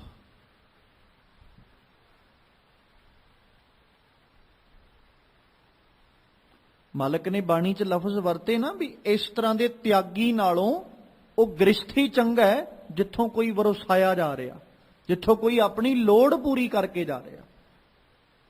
ਇੱਕ ਤਿਆਗੀ ਉਹ ਹੈ ਜਿਹੜਾ ਭਰਮ ਵਿੱਚ ਪਾ ਰਿਹਾ, ਇੱਕ ਸਾਧੂ ਆਪਣੇ ਆਪ ਨੂੰ ਅਖਵਾਉਣ ਵਾਲਾ ਉਹ ਹੈ ਜਿਹੜਾ ਲੋਕਾਂ ਨੂੰ ਭੁਲੇਖੇ ਵਿੱਚ ਪਾ ਰਿਹਾ, ਤੇ ਕਿਸੇ ਨੂੰ ਵਰਸਾਉਣ ਦੀ ਬਜਾਏ, ਆਪਣੇ ਕੋਲੋਂ ਦੇਣ ਦੀ ਬਜਾਏ ਉਹਦੇ ਕੋਲੋਂ ਖੋਹਣ ਦੀ ਆਸ ਰੱਖ ਕੇ ਬੈਠਾ। ਤੇ ਮਾਲਕ ਕਹਿੰਦੇ ਫਿਰ ਐਸੇ ਤਿਆਗੀ ਦੇ ਨਾਲੋਂ ਤੇ ਉਹ ਗਿਰਹੀ ਕਿਤੇ ਚੰਗਾ ਹੈ ਜਿਹਦੇ ਘਰ ਵਿੱਚ ਕੋਈ ਲੋੜਵੰਦ ਆਉਂਦਾ, ਉਹ ਖੋਹਣ ਦੀ ਬਜਾਏ ਉਹਦੇ ਕੋਲੋਂ ਉਹਦੀ ਜ਼ਰੂਰਤ ਨੂੰ ਪੂਰੀਆਂ ਕਰਕੇ ਤੋਰਦਾ। ਤੇ ਤੁਸੀਂ ਦੱਸੋ ਵੀ ਜਿੱਦਣ ਤੁਹਾਨੂੰ ਕੋਈ ਲੋੜ ਪੈਂਦੀ ਹੈ ਉਦਣ ਤੁਸੀਂ ਕਿੱਥੇ ਜਾਂਦੇ ਹੋ? ਔਰ ਜਵਾਬ ਕੀ ਸੀ? ਅਸੀਂ ਉਦਣ ਨਗਰ ਵਿੱਚ ਜਾਂਦੇ ਹਾਂ, ਅਸੀਂ ਉਦਣ ਗ੍ਰਸਥੀ ਦੇ ਘਰੇ ਜਾਂਦੇ ਹਾਂ। ਤੇ ਮਾਲਕ ਕਹਿੰਦੇ ਜੇ ਤੁਸੀਂ ਗ੍ਰਸਥ ਨੂੰ ਅਪਵਿੱਤਰ ਮੰਨਦੇ ਹੋ ਤੇ ਫਿਰ ਗ੍ਰਸਥੀ ਪਵਿੱਤਰ ਕਿਵੇਂ ਹੋਇਆ? ਉਹ ਵੀ ਤੇ ਅਪਵਿੱਤਰ ਹੀ ਹੋਇਆ ਨਾ। ਜੇ ਤੁਸੀਂ ਗ੍ਰਸਥ ਨੂੰ ਅਪਵਿੱਤਰ ਮੰਨਿਆ ਤੇ ਜਿੰਨੇ ਗ੍ਰਸਥ ਧਾਰਨ ਕੀਤਾ ਉਹ ਕਦੇ ਪਵਿੱਤਰ ਹੋ ਨਹੀਂ ਸਕਦਾ। ਤੇ ਜੇ ਉਹ ਗ੍ਰਸਥ ਅਪਵਿੱਤਰ ਹੈ, ਗ੍ਰਸਥੀ ਵੀ ਅਪਵਿੱਤਰ ਹੈ, ਤੇ ਫਿਰ ਉਹਦੇ ਘਰ ਦਾ ਭੋਜਨ, ਉਹਦੇ ਘਰ ਦੀਆਂ ਵਸਤੂਆਂ ਪਵਿੱਤਰ ਕਿਵੇਂ ਹੋ ਸਕਦੀਆਂ ਨੇ? ਤੁਸੀਂ ਉਹਨਾਂ ਦੇ ਘਰਾਂ ਵਿੱਚੋਂ ਖਾ ਕੇ ਵੀ ਪਵਿੱਤਰ ਹੋ, ਤੁਸੀਂ ਉਹਨਾਂ ਦੇ ਘਰਾਂ ਚੋਂ ਲੋੜਾਂ ਪੂਰੀਆਂ ਕਰਕੇ ਵੀ ਪਵਿੱਤਰ ਹੋ, ਉਹਨਾਂ ਦੇ ਘਰਾਂ ਚੋਂ ਲੋੜਾਂ ਪੂਰੀਆਂ ਕਰਨ ਤੋਂ ਬਾਅਦ ਵਿੱਚ ਵੀ ਤੁਸੀਂ ਅਪਵਿੱਤਰ ਕਹਿ ਕੇ ਉਹਨਾਂ ਨੂੰ ਨਿੰਦਿਆ ਹੀ ਹੈ। ਗ੍ਰਸਥ ਨੂੰ ਤੁਸੀਂ ਫਿਰ ਵੀ ਮਾੜਾ ਆਖਿਆ। ਤੁਹਾਡੇ ਨਾਲੋਂ ਵੱਡਾ ਕਿਰਤ ਘਣ ਕੌਣ ਹੈ? ਬਾਤ ਤੇ ਇਹ ਸੀ ਕਿ ਭਾਈ ਜਾਂ ਤੇ ਤੁਸੀਂ ਜੇ ਤਿਆਗੀ ਬਣੇ ਹੋ, ਗ੍ਰਸਥ ਨੂੰ ਨਿੰਦ ਰਹੇ ਹੋ, ਫਿਰ ਆਪਣੀਆਂ ਲੋੜਾਂ ਵੀ ਜਿਵੇਂ ਮਰਜ਼ੀ ਪੂਰੀਆਂ ਕਰਦੇ, ਗ੍ਰਸਥੀਆਂ ਦੇ ਘਰ 'ਚ ਜਾ ਕੇ ਕਦੇ ਮੰਗਦੇ ਨਾ। ਪਰ ਅਜੇ ਵੀ ਮੰਗਣ ਤੁਰੇ ਜਾ ਰਹੇ। ਤੇ ਸਤਿਗੁਰੂ ਨੂੰ ਕਹਿਣਾ ਪਿਆ ਸੀ, ਕਹਿੰਦੇ ਫਕਰ ਕਰੈ ਹੋਰ ਜਾਤ ਗਵਾਏ। ਆਪਣੇ ਆਪ ਨੂੰ ਕੀ ਆਖ ਰਿਹਾ ਜੀ? ਮੈਂ ਬੜਾ ਵੱਡਾ ਤਿਆਗੀ ਹਾਂ, ਪਰ ਫਖਰ ਹਜੇ ਵੀ ਕਰ ਰਿਹਾ, ਹਜੇ ਵੀ ਮੰਗ ਰਿਹਾ ਚੁੱਕ ਕੇ ਆਪਣੇ ਹੱਥ ਵਿੱਚ ਠੂਠਾ। ਤੇ ਉਹ ਜਿਹੜਾ ਹੱਥ 'ਚ ਬਰਤਨ ਫੜ ਕੇ, ਕੌਲਾ ਫੜ ਕੇ ਤੂੰ ਮੰਗਦਾ ਫਿਰਦਾ, ਉਹਦੇ ਨਾਲ ਆਪਣੇ ਵਰਗੀਆਂ ਦੀਆਂ ਕਿੰਨੀਆਂ ਦੀਆਂ ਜ਼ਾਤਾਂ ਖਰਾਬ ਕੀਤੀਆਂ। ਜ਼ਾਤ ਮਤਲਬ ਇੱਥੇ ਉਹ ਸਾਰੇ ਦਾ ਸਾਰਾ ਫਿਰਕਾ, ਵੀ ਕੋਈ ਖਾਸ ਉਹ ਜ਼ਾਤਾਂ ਪਾਤਾਂ ਨਹੀਂ ਜਿਹੜੀਆਂ ਸੰਸਾਰਿਕ ਤੌਰ ਤੇ ਵੰਡੀਆਂ ਹੋਈਆਂ। ਔਰ ਮਾਲਕ ਗੁਰੂ ਅਮਰਦਾਸ ਪਾਤਸ਼ਾਹ ਅੱਜ ਕਹਿ ਰਹੇ, ਕਹਿੰਦੇ ਉਹਨਾਂ ਨੂੰ ਅਭਿਆਗਤ ਕਦੇ ਵੀ ਨਹੀਂ ਆਖਿਆ ਜਾ ਸਕਦਾ ਜਿਹੜੇ ਮਨ ਵਿੱਚ ਆਪਣੇ ਭਰਮ, ਮਾਇਆ ਦੇ ਪ੍ਰਤੀ ਆਪਣੇ ਮਨ ਵਿੱਚ ਅਜੇ ਵੀ ਲਾਲਸਾ ਲੈ ਬੈਠੇ ਹਨ। ਤਿਨਕੇ ਦਿੱਤੇ ਨਾਨਕਾ ਤੇਹੋ ਜੇਹਾ ਧਰਮ। ਤਿਨਕੇ ਦਿੱਤੇ ਨਾਨਕਾ ਤੇਹੋ ਜਿਹਾ ਧਰਮ। ਹੁਣ ਜਿੱਦਾਂ ਦਾ ਅਭਿਆਗਤ ਉਦਾਂ ਦਾ ਹੀ ਉਹਨੂੰ ਦਾਨ ਦੇਣ ਦਾ ਧਰਮ, ਉਦਾਂ ਦਾ ਹੀ ਉਹ ਧਰਮ ਹੋਏਗਾ। ਅਭਿਆਗਤ ਇਹ ਨਾ ਆਖੀਆਂ ਜਿਨ ਕੈ ਚਿਤ ਮੈਂ ਭਰਮ ਤਿਸ ਕੈ ਦਿੱਤੈ ਨਾਨਕਾ ਤੇ ਹੋ ਜਿਆ ਧਰਮ। ਉਹਨੂੰ ਦਿੱਤਿਆ ਉਦਾਂ ਦਾ ਹੀ ਧਰਮ। ਤੇ ਮਤਲਬ ਇਉਂ ਕਹਿ ਲਈਏ ਵੀ ਜੇ ਕੋਈ ਜਦੋਂ ਆਪਾਂ ਦਾਨ ਕਰਦੇ ਆ ਨਾ ਤੇ ਦਾਨ ਕਰਨ ਲੱਗਿਆਂ ਅਸੀਂ ਇਹ ਸੋਚੀਦਾ ਵੀ ਬੜਾ ਭਲਾ ਤੇ ਬੜਾ ਧਰਮ ਦਾ ਕੰਮ ਕੀਤਾ, ਕਿ ਅਸੀਂ ਕਿਸੇ ਦੀ ਲੋੜ ਨੂੰ ਪੂਰਿਆਂ ਕੀਤਾ ਜਾਂ ਕਿਸੇ ਨੂੰ ਅਸੀਂ ਦਾਨ ਆਪਣੇ ਕੋਲੋਂ ਦਿੱਤਾ। ਬੜੀ ਚੰਗੀ ਗੱਲ ਹੈ, ਦਾਨ ਕਰਨਾ ਕੋਈ ਮਾੜੀ ਗੱਲ ਨਹੀਂ। ਪਰ ਗੁਰੂ ਸਾਹਿਬ ਬਾਣੀ 'ਚ ਇੱਕ ਲਫ਼ਜ਼ ਵਰਤਦੇ, ਅਕਲੀ ਸਾਹਿਬ ਸੇਵੀ ਹੈ ਅਕਲੀ ਕੀਚੈ ਦਾਨ। ਅਕਲੀ ਪੜ ਕੇ ਬੁੱਝੀ ਹੈ ਅਕਲੀ ਪਾਈ ਹੈ ਮਾਨ। ਦਾਨ ਕਰਨ ਲੱਗਿਆਂ ਅਕਲ ਦਾ ਵਰਤ ਲੈਣਾ ਜ਼ਰੂਰੀ ਹੈ ਕਿ ਮੈਂ ਦਾਨ ਕਿਹਨੂੰ ਕਰਨ ਲੱਗਿਆਂ, ਕਿ ਉਹ ਜਿਹਨੂੰ ਕਰਨ ਲੱਗਿਆਂ ਉਹਨੂੰ ਮੇਰੇ ਦਾਨ ਦੀ ਲੋੜ ਹੈ ਜਾਂ ਮੇਰਾ ਕੀਤਾ ਹੋਇਆ ਦਾਨ ਕਿਸੇ ਮਾੜੇ ਪਾਸੇ ਤੇ ਨਹੀਂ ਲੱਗੇਗਾ, ਜਾਂ ਮੇਰਾ ਕੀਤਾ ਹੋਇਆ ਦਾਨ ਕਿਸੇ ਲਾਹੇ ਵਿੱਚ ਲੱਗਦਾ ਜਾਂ ਨਹੀਂ ਲੱਗਦਾ। ਇੰਨਾ ਕਿਤੇ ਅਸੀਂ ਆਪਣੀ ਮੱਤ ਤੋਂ ਕੰਮ ਲੈ ਹੀ ਸਕਦੇ ਹਾਂ ਨਾ। ਅਕਸਰ ਅਸੀਂ ਦਾਨ ਕਰਨ ਲੱਗਿਆਂ ਆਪਣਾ ਜਿਹੜਾ ਵਿਚਾਰ ਜਾਂ ਆਪਣਾ ਜਿਹੜਾ ਮਨ ਹੈ ਨਾ, ਅਸੀਂ ਇਹ ਸੋਚ ਕੇ ਦਾਨ ਕਰਦੇ ਹਾਂ ਜੀ ਮੈਂ ਦਾਨ ਕਰਤਾ, ਕੋ ਵਰਤਣ ਵਾਲਾ ਜਿਵੇਂ ਮਰਜ਼ੀ ਵਰਤ ਲਏ। ਨਹੀਂ, ਹੋ ਸਕਦਾ ਸਾਡਾ ਕੀਤਾ ਹੋਇਆ ਦਾਨ ਅਸੀਂ ਦਾਨ ਕਰ ਰਹੇ ਹਾਂ ਪਰ ਉਸ ਸ਼ਖਸ ਨੂੰ ਸਦਾ ਵਾਸਤੇ ਮੰਗਤਾ ਬਣਾ ਕੇ ਰੱਖ ਦੇ ਕਿ ਮੇਰਾ ਕੀਤਾ ਦਾਨ ਫਲੇਗਾ। ਜਿਵੇਂ ਖਿਮਾ ਕਰਿਓ, ਮੈਂ ਇੱਕ ਸੰਸਾਰਿਕ ਪੱਖ ਰੱਖਣ ਲੱਗਿਆ। ਅਕਸਰ ਆਪਾਂ ਵੇਖਦੇ ਹਾਂ ਮੰਗਣ ਵਾਲੇ ਜਿਹੜੇ ਨਾ, ਉਹਨਾਂ ਦੇ ਵਿੱਚ ਬਹੁਤਾਤ ਅੰਗਹੀਣ ਜਾਂ ਫਿਰ ਬੱਚੇ ਨੇ। ਅੰਗਹੀਣ ਕੋਈ ਹੈ ਉਹ ਬਾਤ ਵੱਖਰੀ ਹੈ, ਪਰ ਇੱਕ ਬੱਚਾ ਵੀ ਮੰਗਣ ਵਾਲਾ ਜਿਹੜਾ ਹੱਥ ਅੱਡ ਅੱਡ ਕੇ ਮੰਗ ਰਿਹਾ, ਅਸੀਂ ਅੰਗਹੀਣ ਨੂੰ ਦੇਣ ਲੱਗਿਆਂ ਵੀ ਆਪਣੇ ਮਨ ਦੀ ਦਇਆ ਪ੍ਰਗਟ ਕੀਤੀ। ਅਸੀਂ ਉਹਦੀ ਤਲੀ ਤੇ ਕੁਝ ਨਾ ਕੁਝ ਜਿੰਨਾ ਕੁ ਹੋ ਸਕਿਆ ਅਸੀਂ ਰੱਖਿਆ। ਤੇ ਜਦੋਂ ਸਾਡੀਆਂ ਅੱਖਾਂ ਸਾਹਮਣੇ ਕੋਈ ਬੱਚਾ ਆ ਕੇ ਹੱਥ ਫੈਲਾਉਂਦਾ ਤੇ ਉਦੋਂ ਫਿਰ ਸਾਡੇ ਮਨ ਵਿੱਚ ਦਇਆ ਉਪਜਦੀ, ਅਸੀਂ ਉਹਦੀ ਤਲੀ ਤੇ ਰੱਖਦੇ ਨੇ। ਪਰ ਕਦੇ ਸੋਚਿਆ ਕਿ ਉਸ ਬੱਚੇ ਦੇ ਹੱਥ ਉੱਤੇ ਰੱਖਿਆ ਹੋਇਆ ਸਾਡਾ 1 ਰੁਪਈਆ ਵੀ ਉਹਨੂੰ ਸਦਾ ਲਈ ਮੰਗਤਾ ਬਣਾ ਸਕਦਾ ਹੈ?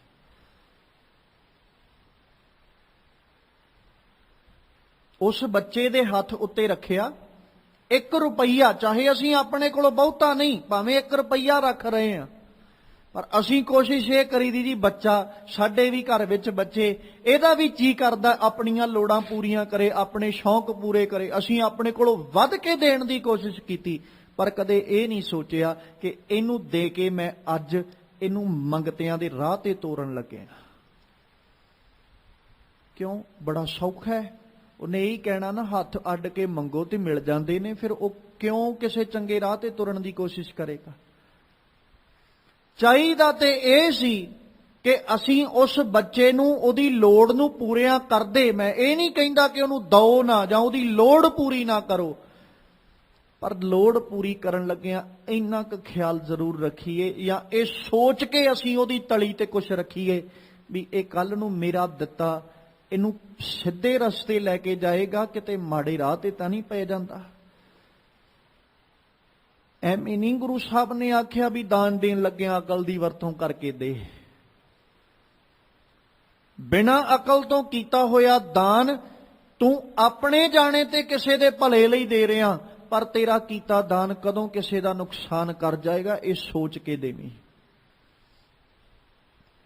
ਹੁਣ ਗੁਰੂ ਸਾਹਿਬ ਕਹਿੰਦੇ ਉਹ ਜਿੱਦਾਂ ਦਾ ਅਭਿਆਗਤ, ਮਤਲਬ ਜਿੱਦਾਂ ਦਾ ਆਪਣੇ ਆਪ ਨੂੰ ਸਾਧੂ ਅਖਵਾਉਣ ਵਾਲਾ, ਜਿਹੜਾ ਮਨ 'ਚ ਭਰਮ ਲੈ ਕੇ ਬੈਠਾ, ਚਿੱਤ 'ਚ ਭਰਮ ਲੈ ਕੇ ਬੈਠਾ, ਅਸੀਂ ਉਹਨੂੰ ਦਾਨ ਦੇ ਰਹੇ ਹਾਂ। ਉਹਨੂੰ ਦਾਨ ਕਰਨ ਦਾ ਪੁੰਨ ਵੀ ਤੇ ਉਦਾਂ ਦਾ ਹੀ ਹੋਣਾ ਨਾ ਜਿੱਦਾਂ ਦਾ ਉਹ ਸਾਧੂ ਹੈ। ਜੇ ਚੰਗਾ ਹੁੰਦਾ ਅਸੀਂ ਉਹਦੀ ਤਲੀ ਤੇ ਰੱਖਦੇ, ਸਾਡਾ ਕੀਤਾ ਪੁੰਨ, ਸਾਡਾ ਕੀਤਾ ਦਾਨ ਫਲਦਾ। ਪਰ ਸਾਧੂ ਵੀ ਵੈਸਾ ਜਿਹਨੂੰ ਆਪਾਂ ਕਹਿ ਸਕਦੇ ਹਾਂ ਵੀ ਕੱਲਾ ਪਹਿਰਾਵੇ ਦਾ ਮਾਲਕ, ਤੇ ਉਹਨੂੰ ਕੀਤੇ ਦਾਨ ਦਾ ਫਲ ਵੀ ਤੇ ਉਹਨਾਂ ਕੀ ਮਿਲਣਾ। ਉਹਨੂੰ ਕੀਤਾ ਦਾਨ ਵੀ ਤੇ ਉਸੇ ਲਾਹੇ ਵਿੱਚ ਹੀ ਪੈਣਾ ਜਿੰਨਾ ਕੁ ਉਹ ਆਪਣੇ ਆਪ ਨੂੰ ਸਾਧੂ ਵਿਖਵਾ ਰਿਹਾ ਸੀ। ਤੇ ਸਤਿਗੁਰੂ ਕਹਿੰਦੇ ਭਾਈ ਐਸਾ ਕੀਤਾ ਹੋਇਆ ਜਿਹੜਾ ਦਾਨ ਹੈ ਨਾ, ਉਹ ਤੇਰਾ ਕਿਸੇ ਲੇਖੇ 'ਚ ਭਾਵੇਂ ਨਾ ਪਵੇ, ਉਹ ਤੇਰਾ ਕੀਤਾ ਦਾਨ ਕਿਸੇ ਲੇਖੇ 'ਚ ਨਹੀਂ ਪੈਣਾ, ਕਿਉਂਕਿ ਜਿਹੜਾ ਤੇਰੇ ਸਾਹਮਣੇ ਹੱਥ ਅੱਡ ਕੇ ਮੰਗਣ ਵਾਲਾ ਹੈ ਨਾ, ਉਹਨੂੰ ਲੋੜ ਕੋਈ ਨਹੀਂ ਹੈ, ਉਹਨੂੰ ਜ਼ਰੂਰਤ ਨਹੀਂ ਹੈ ਕੋਈ। ਉਹ ਤੇ ਸਿਰਫ ਤੈਨੂੰ ਇੱਕ ਭਰਮ ਵਿੱਚ ਪਾ ਰਿਹਾ, ਤੂੰ ਭਰਮ ਵਿੱਚ ਪੈ ਕੇ ਭੁਲੇਖੇ ਵਿੱਚ ਪੈ ਕੇ ਆਪਣਾ ਸਮਾਂ ਲੰਘਾ ਰਿਹਾ। ਉਹ ਅਭਿਆਗਤ ਅਖਵਾਉਣ ਦਾ ਹੱਕਦਾਰ ਨਹੀਂ ਹੈ, ਕਿਉਂਕਿ ਉਹ ਤੇ ਆਪਣੀ ਲੋੜ ਪੂਰੀ ਕਰਨ ਲਈ ਨਹੀਂ ਨਾ ਮੰਗ ਰਿਹਾ, ਉਹ ਤੇ ਆਪਣੇ ਸ਼ੌਂਕ ਪੂਰੇ ਕਰਨ ਲਈ ਮੰਗ ਰਿਹਾ। ਇੱਕ ਸ਼ੌਂਕ ਹੈ, ਇੱਕ ਲੋੜ ਹੈ। ਜੇ ਤੇ ਲੋੜਾਂ ਪੂਰੀਆਂ ਕਰਨ ਵਾਲੇ ਪਾਸੇ ਆਵਾਂਗੇ ਫਿਰ ਤੇ ਹਰ ਇਨਸਾਨ ਅਮੀਰਜ਼ਾਦਾ ਬਣ ਕੇ ਜਿਉ ਸਕਦਾ, ਹਰ ਇਨਸਾਨ। ਪਰ ਅੱਜ ਇਨਸਾਨ ਲੋੜਾਂ ਨਹੀਂ, ਆਪਣੇ ਸ਼ੌਂਕ ਪੂਰੇ ਕਰਨੇ ਚਾਹੁੰਦਾ ਹੈ। ਇਹੋ ਕਾਰਨ ਅੱਜ ਦੇ ਸਮੇਂ ਵਿੱਚ ਗਰੀਬੀ ਦਾ ਤਲ ਉੱਚਾ ਹੋ ਜਾਣਾ, ਗਰੀਬੀ ਦਾ ਵੱਧ ਜਾਣਾ, ਇਕਨੋਮਿਕਲੀ ਆਰਥਿਕ ਪੱਖ ਲੋਕਾਂ ਦਾ ਡਿੱਗ ਜਾਣਾ ਆ ਕਾਰਨ ਹੈ, ਕਿਉਂਕਿ ਅੱਜ ਲੋਕ ਜ਼ਰੂਰਤਾਂ ਨਹੀਂ ਸ਼ੌਂਕ ਪੂਰੇ ਕਰਨ ਵਾਲੇ ਪਾਸੇ ਤੁਰੇ।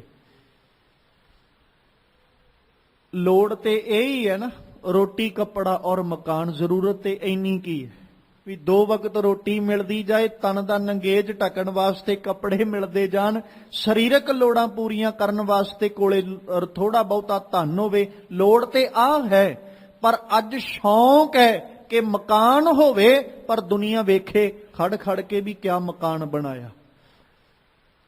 ਤੇ ਰੋਟੀ ਖਾਣ ਲੱਗਿਆਂ ਭਾਵ ਭੋਜਨ ਜਿਹੜਾ ਛਕਣਾ, ਉਹਦੇ ਵਿੱਚ 36 ਪ੍ਰਕਾਰ ਦੇ ਭੋਜਨ ਹੋਣ, ਜਿੰਨਾ ਕੁ ਛਕਾਂ, ਪਰ ਦੂਜੇ ਵੇਲੇ ਖਾਣ ਦੀ ਬਜਾਏ ਉਹ ਡੋਲਣਾ ਮਨਜ਼ੂਰ ਹੈ, ਸੁੱਟਣਾ ਮਨਜ਼ੂਰ ਹੈ, ਪਰ ਦੁਬਾਰਾ ਛਕਣਾ ਨਹੀਂ। ਆ ਸ਼ੌਂਕ ਹੈ, ਇਹਨੂੰ ਅਸੀਂ ਲੋੜ ਨਹੀਂ ਕਹਿ ਸਕਦੇ। ਤਨ ਦਾ ਨੰਗੇਜ ਢਕਣ ਵਾਸਤੇ ਵਸਤਰ ਪਹਿਨੇ ਜਾਂਦੇ ਨੇ, ਤਨ ਦਾ ਨੰਗੇਜ ਢਕਣ ਲਈ ਆਪਣੇ ਤਨ ਉੱਤੇ ਕੱਪੜੇ ਧਾਰਨ ਕੀਤੇ ਗਏ।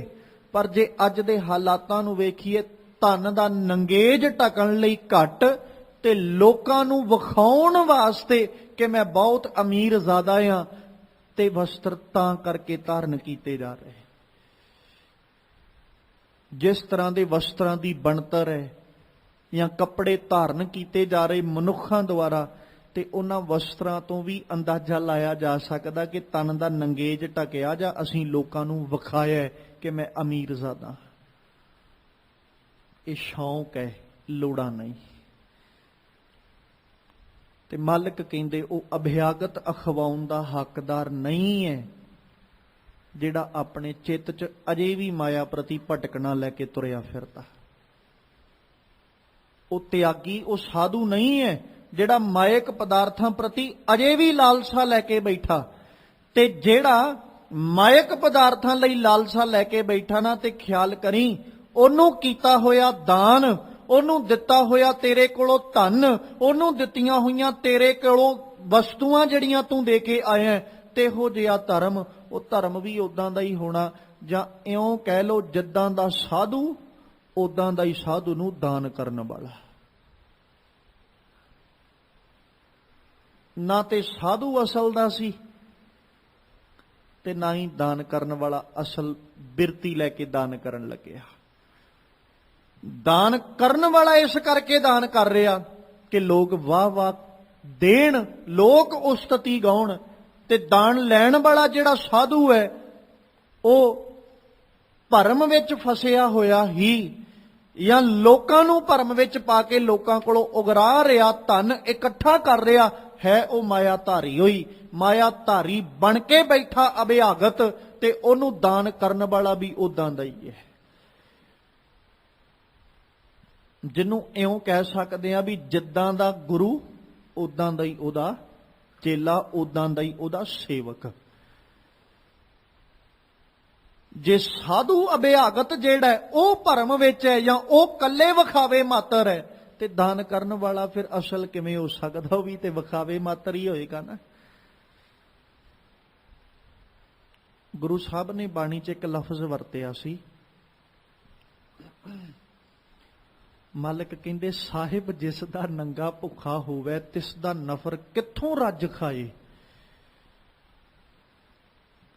ਹੁਣ ਜੇ ਅਭਿਆਗਤ ਹੀ ਨੰਗਾ ਤੇ ਭੁੱਖਾ, ਉਹਨੂੰ ਦਾਨ ਕਰਨ ਵਾਲਾ ਕਿੰਨਾ ਕੁ ਚੰਗਾ ਹੋ ਸਕਦਾ ਹੈ। ਕਿਉਂਕਿ ਅਭਿਆਗਤ, ਮੈਂ ਪਹਿਲੋਂ ਆਪ ਜੀ ਦੇ ਸਨਮੁਖ ਗੁਰੂ ਅਮਰਦਾਸ ਸਾਹਿਬ ਦਾ ਨਾਲ ਬਚਨ ਰੱਖਿਆ ਹੈ ਕਿ ਉਧਰੈ ਕਾਰਨ ਆਪਣੇ ਬਹਿਲੇ ਭੇਖ ਕਰੇਨ, ਅਸੀਂ ਉਹਨੂੰ ਅਭਿਆਗਤ ਕਿਵੇਂ ਆਖ ਦਾਂਗੇ। ਉਹ ਤੇ ਸਿਰਫ ਉਧਰ ਕਰਕੇ। ਤੇ ਸਤਿਗੁਰੂ ਜੀ ਬਾਣੀ 'ਚ ਪਤਾ ਕੀ ਆਖਦੇ ਕਿ ਐਸਾ ਜਿਹੜਾ ਅਭਿਆਗਤ ਹੈ ਨਾ, ਐਸਾ ਆਪਣੇ ਆਪ ਨੂੰ ਤਿਆਗੀ ਅਖਵਾਉਣ ਵਾਲਾ, ਉਹਦਾ ਜੀਵਨ ਤੇ ਫਟਕਾਰਯੋਗ ਹੈ। ਕਿਉਂਕਿ ਤ੍ਰਿਗ ਵੇਹਾ ਜੀਵਿਆ ਜਿਤ ਖਾਏ ਵਧਾਇਆ, ਪੇਟ ਉਧਰੇ ਕਾਰਨ ਆਪਣੇ ਬਹਿਲੇ ਭੇਖ ਕਰੇਣ। ਗੱਲ ਤੇ ਉਧਰ ਦੀ ਹੈ ਨਾ, ਗੱਲ ਤੇ ਪੇਟ ਦੀ ਹੈ। ਹੁਣ ਪੇਟ ਕਰਕੇ ਹੀ ਲੋਕਾਂ ਅੱਗੇ ਹੱਥ ਅੱਡੇ, ਪੇਟ ਕਰਕੇ ਹੀ ਲੋਕਾਂ ਅੱਗੇ ਝੋਲੀਆਂ ਅੱਡੀਆਂ, ਪੇਟ ਕਰਕੇ ਹੀ ਲੋਕਾਂ ਕੋਲੋਂ ਮੰਗਦਾ ਰਿਹਾ, ਤੇ ਆਪਣੇ ਉਧਰ ਕਰਕੇ, ਆਪਣੇ ਪੇਟ ਦੀ ਪੂਰਤੀ ਕਰਕੇ ਸੱਜਣਾ ਤੂੰ ਭੇਖ ਵਿਖਾਉਂਦਾ ਰਿਹਾ ਲੋਕਾਂ ਨੂੰ, ਤੇ ਤੈਨੂੰ ਅਭਿਆਗਤ ਕਿਵੇਂ ਆਖ ਦਈਏ।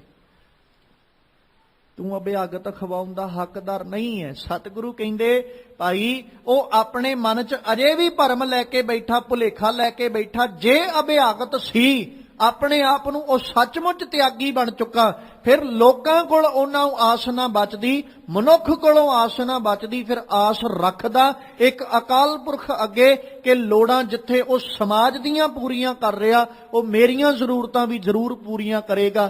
ਫਿਰ ਤੇ ਸੀ ਉਹ ਅਭਿਆਗਤ ਅਖਵਾਉਣ ਦਾ ਹੱਕਦਾਰ, ਪਰ ਉਹ ਅਜੇ ਵੀ ਆਪਣੇ ਮਨ 'ਚ ਭਰਮ ਚੁੱਕੀ ਬੈਠਾ ਲੋਕਾਂ ਤੇ ਭਰੋਸਾ ਰੱਖ ਕੇ, ਤੇ ਫਿਰ ਉਹਨੂੰ ਜਿਸ ਤਰ੍ਹਾਂ ਦਾ ਉਹ ਅਭਿਆਗਤ, ਉਹਨੂੰ ਦਾਨ ਕਰਨ ਦਾ ਜਾਂ ਉਹਨੂੰ ਦੇਣ ਦਾ ਜੋ ਧਰਮ ਹੈ, ਉਹ ਵੀ ਵੈਸਾ ਹੀ ਹੈ ਜੈਸਾ ਉਹ ਅਭਿਆਗਤ ਖੁਦ ਹੈ। ਅਪੈ ਨਿਰੰਜਨ ਪਰਮ ਪਦ, ਤਾਂ ਕਾ ਭੀਖਕ ਹੋਏ।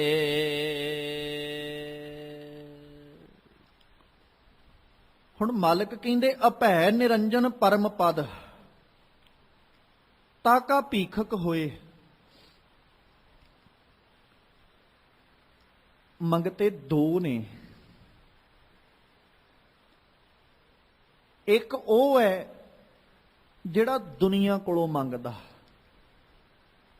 ਤੇ ਇੱਕ ਮੰਗਤਾ ਉਹ ਹੈ ਜਿਹੜਾ ਦੁਨੀਆ ਕੋਲੋਂ ਨਹੀਂ, ਜਿਹੜਾ ਦੁਨੀਆ ਬਣਾਉਣ ਵਾਲੇ ਕੋਲੋਂ ਮੰਗਦਾ ਹੈ।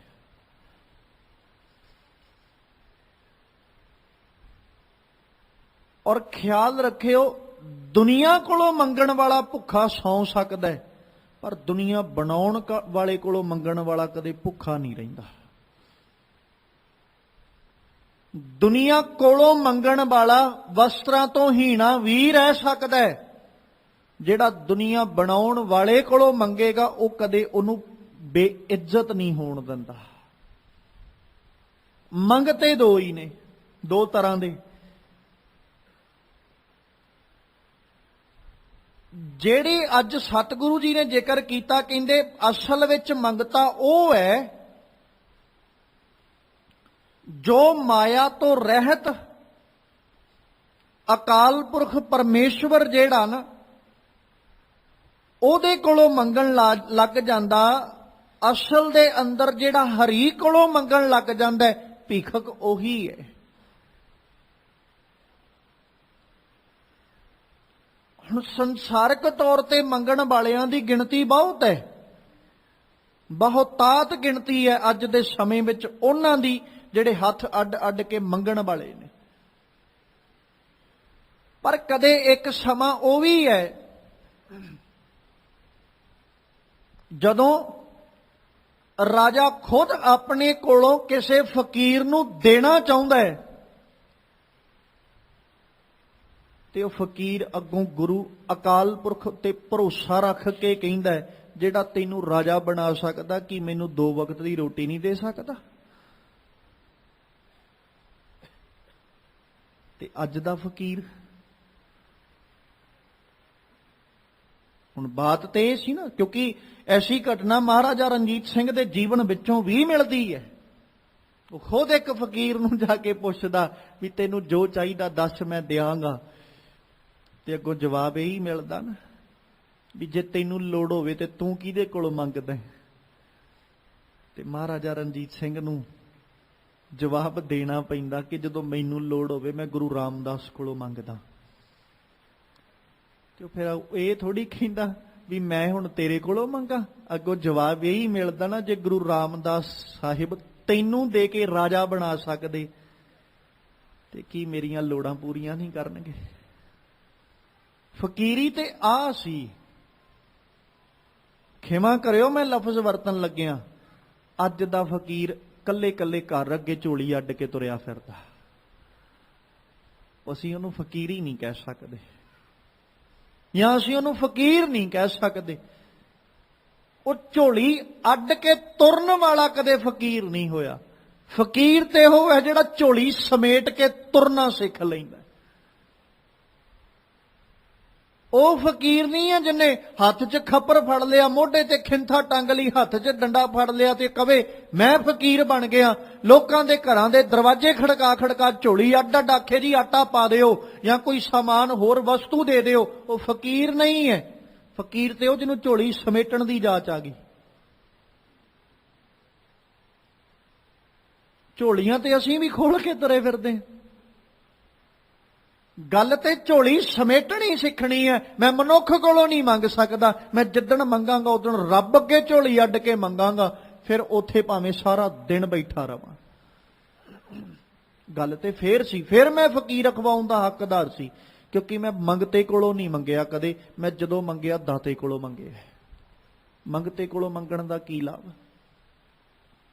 ਇੱਕ ਮੰਗਤੇ ਕੋਲੋਂ ਦੂਜਾ ਮੰਗਤਾ ਮੰਗੇ ਤੇ ਉਹਨੂੰ ਕੀ ਮਿਲੇਗਾ? ਕੋਈ ਦਾਤੇ ਕੋਲੋਂ ਮੰਗੇ ਤੇ ਮੰਗਤੇ ਦੀ ਲੋੜ ਵੀ ਪੂਰੀ ਹੋਵੇ। ਪਰ ਸੰਸਾਰ ਉੱਤੇ ਜੋ ਰੀਤ ਚੱਲ ਰਹੀ, ਮੰਗਤੇ ਹੀ ਮੰਗਤਿਆਂ ਕੋਲੋਂ ਮੰਗ ਰਹੇ। ਇਸੇ ਕਰਕੇ ਦੁਨੀਆ ਭੁੱਖੀ ਮਰ ਰਹੀ ਹੈ। ਜੇ ਕਿਤੇ ਦਾਤੇ ਕੋਲੋਂ ਮੰਗਣ ਦੀ ਜਾਚ ਆ ਜਾਂਦੀ ਨਾ, ਤੇ ਫਿਰ ਭੁੱਖਿਆਂ ਨਹੀਂ ਸੀ, ਠੋਕਰਾਂ ਨਹੀਂ ਸੀ ਖਾਣੀਆਂ ਪੈਂਦੀਆਂ, ਕਿਉਂਕਿ ਦਾਤਾ ਦੇਣ ਲੱਗਿਆ ਕਦੇ ਗੁਰੇਜ਼ ਨਹੀਂ ਜੇ ਕਰਦਾ, ਉਹ ਦੇ ਰਿਹਾ। ਖੈਰ ਸਤਿਗੁਰੂ ਕਹਿੰਦੇ ਅਭੈ ਨਿਰੰਜਨ ਪਰਮ ਪਦ ਤਾਕਾ ਭੀਖਕ ਹੋਏ। ਉਹਦੇ ਕੋਲੋਂ ਮੰਗਣ ਵਾਲਾ ਹੀ ਅਸਲ ਦੇ ਅੰਦਰ ਕਹਿੰਦੇ ਭੀਖਕ ਹੈ, ਅਸਲ ਦੇ ਵਿੱਚ ਭਿਖਾਰੀ ਹੈ, ਜਿਹੜਾ ਇਹ ਜਾਣ ਲੈਂਦਾ ਜਾਂ ਇਹ ਸਮਝ ਲੈਂਦਾ ਕਿ ਸਭ ਜਗਤ ਜਿਹੜਾ ਨਾ ਉਹ ਭਿਖਾਰੀਆਂ ਵਾਂਗੂ ਤੁਰਿਆ ਫਿਰਦਾ ਹੈ। ਪਰ ਇਹ ਸਾਰੇ ਦਾ ਸਾਰਾ ਜਗਤ ਜਿਹੜਾ ਭਿਖਾਰੀਆਂ ਵਾਂਗੂ ਤੁਰਿਆ ਫਿਰਦਾ ਨਾ, ਇੱਥੇ ਦਾਤਾ ਕੋਈ ਨਹੀਂ ਸਿਵਾਏ ਇੱਕ ਅਕਾਲ ਪੁਰਖ ਤੋਂ। ਤੇ ਗੁਰੂ ਤੇਗ ਬਹਾਦਰ ਸਾਹਿਬ ਦੇ ਪਾਵਨ ਬਚਨ ਆਪ ਦੀਆਂ ਰਸਨਾਵਾਂ ਤੇ ਰਹਿੰਦੇ, ਜਗਤ ਭਿਖਾਰੀ ਫਿਰਤ ਹੈ ਸਭ ਕੋ ਦਾਤਾ ਰਾਮ। ਦੇਣ ਵਾਲਾ ਤੇ ਉਹ ਇੱਕ ਹੀ ਹੈ। ਅਸੀਂ ਭਾਵੇਂ ਜਿੰਨਿਆਂ ਕੋਲ ਮਰਜ਼ੀ ਪੱਲੇ ਅੱਡ ਕੇ ਤੁਰੀ ਫਿਰੀਏ, ਪਰ ਮਿਲੇਗਾ ਉਦਣ ਜਿੱਦਣ ਰੱਬ ਝੋਲੀ 'ਚ ਪਾਏਗਾ, ਉਦੋਂ ਪਹਿਲਾਂ ਨਹੀਂ। ਤੇ ਕਿਉਂ ਨਾ ਦੁਨੀਆ ਅੱਗੇ ਪੱਲੇ ਅੱਡਣ ਤੋਂ ਗੁਰੇਜ਼ ਕਰਕੇ ਅਸੀਂ ਪੱਲਾ ਹੀ ਉਸ ਪਰਮੇਸ਼ਵਰ ਅੱਗੇ ਅੱਡ ਕੇ ਬਹਿ ਜਾਈਏ, ਜਿਨੇ ਪੱਲਿਆਂ ਦੇ ਵਿੱਚ ਸਾਡੀਆਂ ਝੋਲੀਆਂ ਵਿੱਚ ਦਾਤਾਂ ਪਾਉਣੀਆਂ ਨੇ। ਗੁਰੂ ਅਰਜਨ ਸਾਹਿਬ ਨੇ ਸਮਝਾਇਆ ਤੇ ਆਪ ਜੀ ਦੀਆਂ ਰਸਨਾਵਾਂ ਤੇ ਪਾਵਨ ਬਚਨ ਰਹਿੰਦੇ ਕਿ ਭਾਈ ਖਿਆਲ ਕਰ, ਉਹ ਅਕਾਲ ਪੁਰਖ ਪਰਮੇਸ਼ਵਰ ਤੋਂ ਛੁੱਟ, ਉਹਦੇ ਤੋਂ ਇਲਾਵਾ ਬਾਕੀ ਸਾਰੀਆਂ ਟੇਕਾਂ ਵਿਅਰਥ ਜਾਣ, ਕਿਉਂਕਿ ਕਿਸੇ ਟੇਕ ਤੋਂ ਕੁਛ ਨਹੀਂ ਹੋ ਮਿਲਣਾ।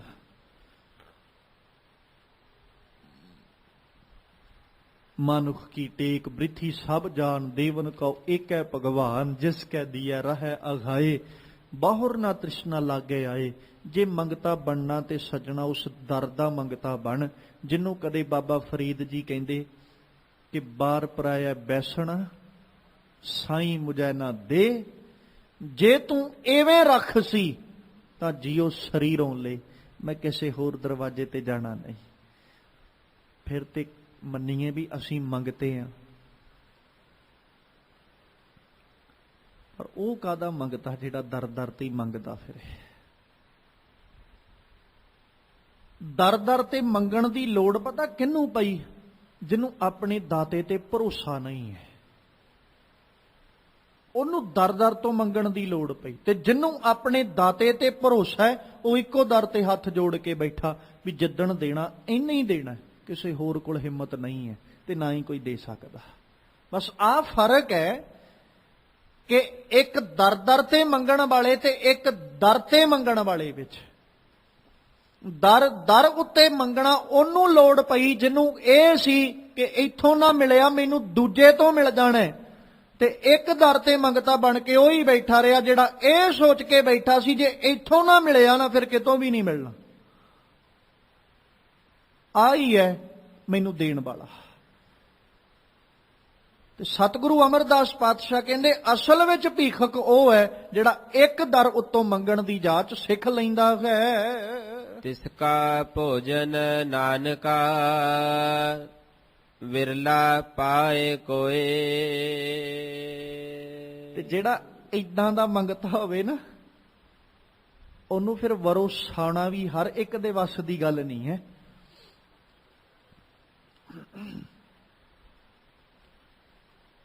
ਇੱਕ ਦਰ ਦਾ ਮੰਗਤਾ ਜਦੋਂ ਬਣ ਕੇ ਬੈਠਾਂਗੇ ਨਾ ਤੇ ਫਿਰ ਉਸੇ ਦਰ ਵਾਲੇ ਦਾਤੇ ਨੂੰ ਚਿੰਤਾ ਹੋਣੀ ਵੀ ਹੁਣ ਇਹਨੂੰ ਕਿੱਦਾਂ ਦੇਣਾ ਤੇ ਕਿਵੇਂ ਦੇਣਾ, ਇਹਨੂੰ ਕਿਵੇਂ ਇੱਥੋਂ ਵਰੋਸਾਉਣਾ ਹੈ, ਮਤਲਬ ਉਹਦੀ ਝੋਲੀ ਕਿਵੇਂ ਭਰਨੀ ਹੈ।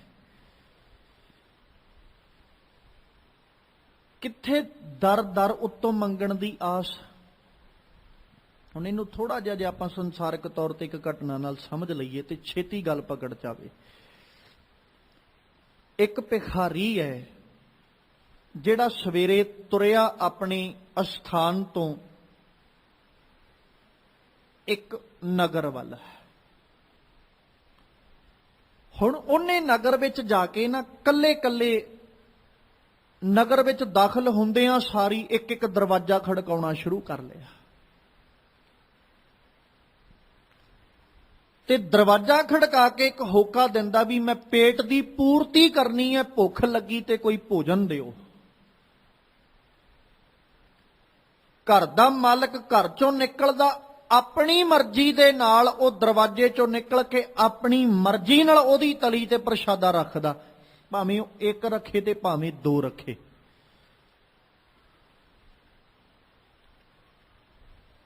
ਉੱਥੋਂ ਤੁਰਿਆ ਦੂਜਾ ਦਰਵਾਜ਼ਾ ਜਾ ਕੇ ਖੜਕਾਇਆ, ਉੱਥੇ ਫੇਰ ਮੰਗਿਆ ਕਿ ਭਾਈ ਤਨ ਉੱਤੇ ਪਾਉਣ ਨੂੰ ਵਸਤਰ ਨਹੀਂ, ਮੈਨੂੰ ਵਸਤਰ ਦੇ ਦਿਓ। ਉਹ ਜਦੋਂ ਦੂਜੇ ਕੋਲੋਂ ਮੰਗਿਆ ਉਹ ਆਪਣੀ ਮਰਜ਼ੀ ਨਾਲ ਘਰੋਂ ਨਿਕਲਿਆ, ਉਹਨੇ ਉਹ ਵਸਤਰ ਲਿਆ ਕੇ ਦਿੱਤਾ ਜਿਹੜਾ ਉਹ ਨਹੀਂ ਸੀ ਪਾਉਂਦਾ, ਚਾਹੇ ਉਹ ਪੱਟ ਹੈ ਚਾਹੇ ਉਹ ਲੀਰਾਂ, ਉਹਨੇ ਲਿਆ ਕੇ ਆਪਣੀ ਮਰਜ਼ੀ ਦਾ ਸੂਟ ਆਪਣੀ ਮਰਜ਼ੀ ਦਾ ਵਸਤਰ ਉਹਨੂੰ ਦੇਤਾ ਵੀ ਲੈ ਪਾਲਾ।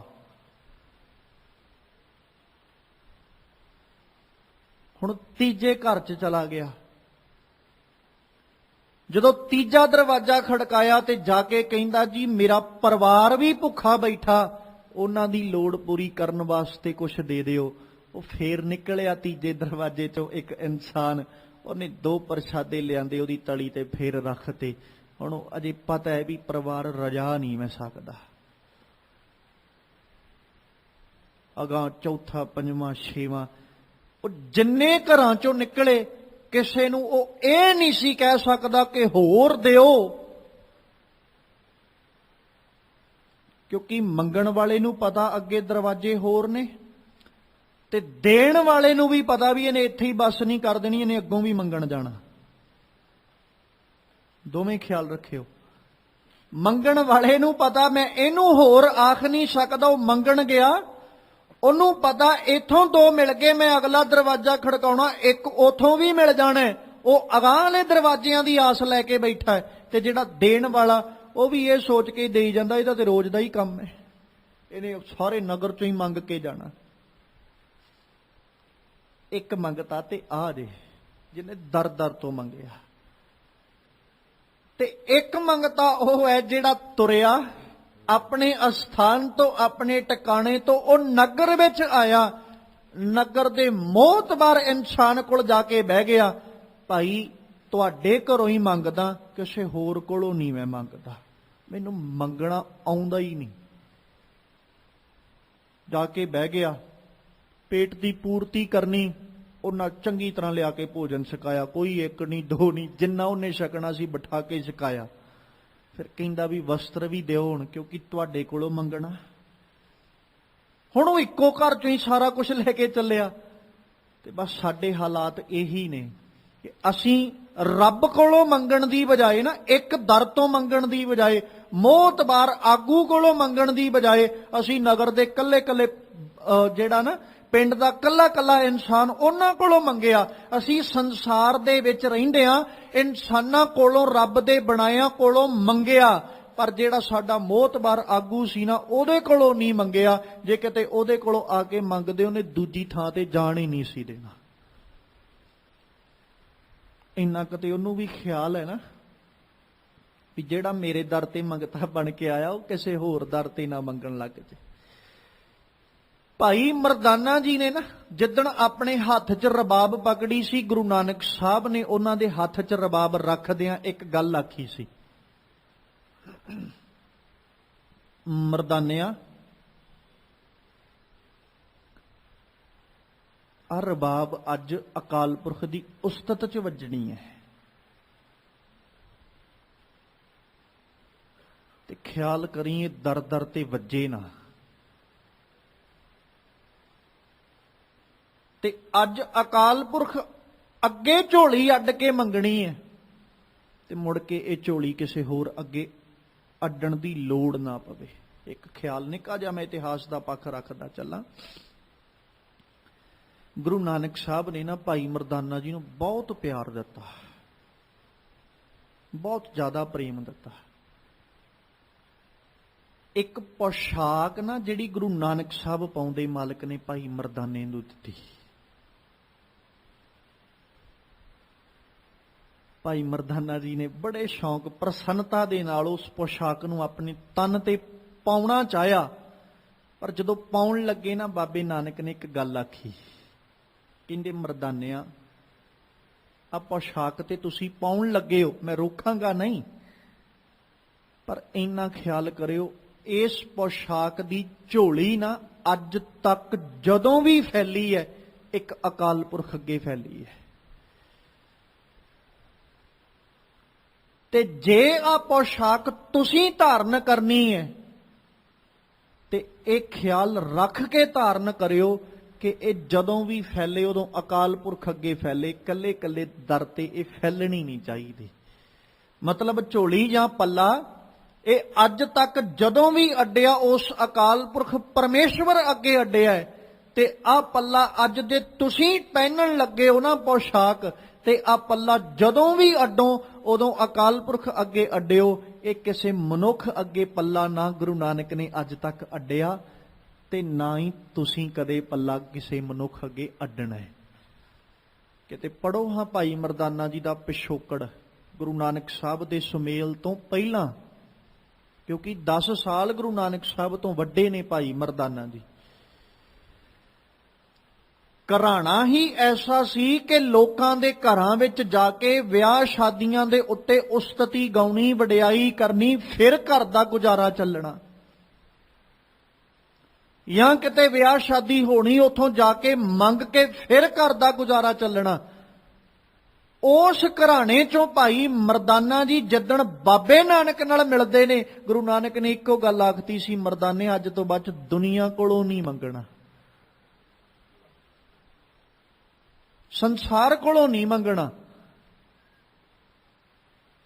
ਤੇ ਉਹ ਭਾਈ ਮਰਦਾਨਾ ਜੀ ਜਿਨ੍ਹਾਂ ਦੇ ਘਰ ਦਾ ਗੁਜ਼ਾਰਾ ਹੀ ਤਾਂ ਚੱਲਦਾ ਕਿ ਉਹ ਲੋਕਾਂ ਦੇ ਘਰਾਂ ਵਿੱਚ ਜਾ ਕੇ ਗਾਉਣ, ਲੋਕਾਂ ਦੇ ਘਰਾਂ ਵਿੱਚ ਜਾ ਕੇ ਵਡਿਆਈ ਉਹਨਾਂ ਦੀ ਕਰਨ, ਫਿਰ ਗੁਜ਼ਾਰਾ ਚੱਲਦਾ ਹੈ। ਅੱਜ ਮਰਦਾਨਾ ਜੀ ਕੇਵਲ ਅਕਾਲ ਪੁਰਖ ਦੀ ਉਸਤਤੀ ਗਾਉਣਗੇ, ਤੇ ਬਾਬੇ ਨੇ ਗਾਉਣ ਤੋਂ ਪਹਿਲਾਂ ਹਦਾਇਤ ਕਰਤੀ ਕਿ ਮਰਦਾਨਾ ਜੀ ਅੱਜ ਇਸ ਰਸਨਾ ਨਾਲ ਤੇ ਆ ਹੱਥਾਂ ਨਾਲ ਜਿਹੜੀ ਰਬਾਬ ਤੁਸੀਂ ਵਜਾਉਣ ਲੱਗੇ ਹੋ, ਇਹ ਰਬਾਬ ਪਹਿਲੀ ਵਾਰੀ ਵੱਜਣ ਲੱਗੀ ਹੈ, ਤੇ ਇਹ ਰਬਾਬ ਅੱਜ ਅਕਾਲ ਪੁਰਖ ਦੀ ਉਸਤਤ ਵਿੱਚ ਵੱਜਣ ਲੱਗੀ। ਮੁੜ ਕੇ ਇਹ ਰਬਾਬ ਕਿਸੇ ਦੂਜੇ ਦੀ ਉਸਤਤ ਵਿੱਚ ਨਹੀਂ ਵੱਜੇਗੀ। ਤੇ ਨਾਲ ਇਹ ਖਿਆਲ ਰੱਖਿਓ, ਅੱਜ ਇਹਨਾਂ ਹੱਥਾਂ ਨਾਲ ਤੁਸੀਂ ਰਬਾਬ ਵਜਾਉਣ ਲੱਗੇ ਹੋ, ਇਹ ਅੱਜ ਹੱਥ ਰਬਾਬ ਉਸ ਨੂੰ ਵਜਾ ਰਹੇ ਨੇ ਜਿਹੜੀ ਰਬਾਬ ਨੇ ਰੱਬ ਅਕਾਲ ਪੁਰਖ ਦੀ ਸ਼ੋਭਾ ਨੂੰ ਗਾਉਣਾ, ਤੇ ਭਾਈ ਮਰਦਾਨਾ ਜੀ ਇਹਨਾਂ ਹੱਥਾਂ ਨਾਲ ਕਦੇ ਦੂਜੀ ਰਬਾਬ ਵੀ ਨਾ ਵੱਜੇ।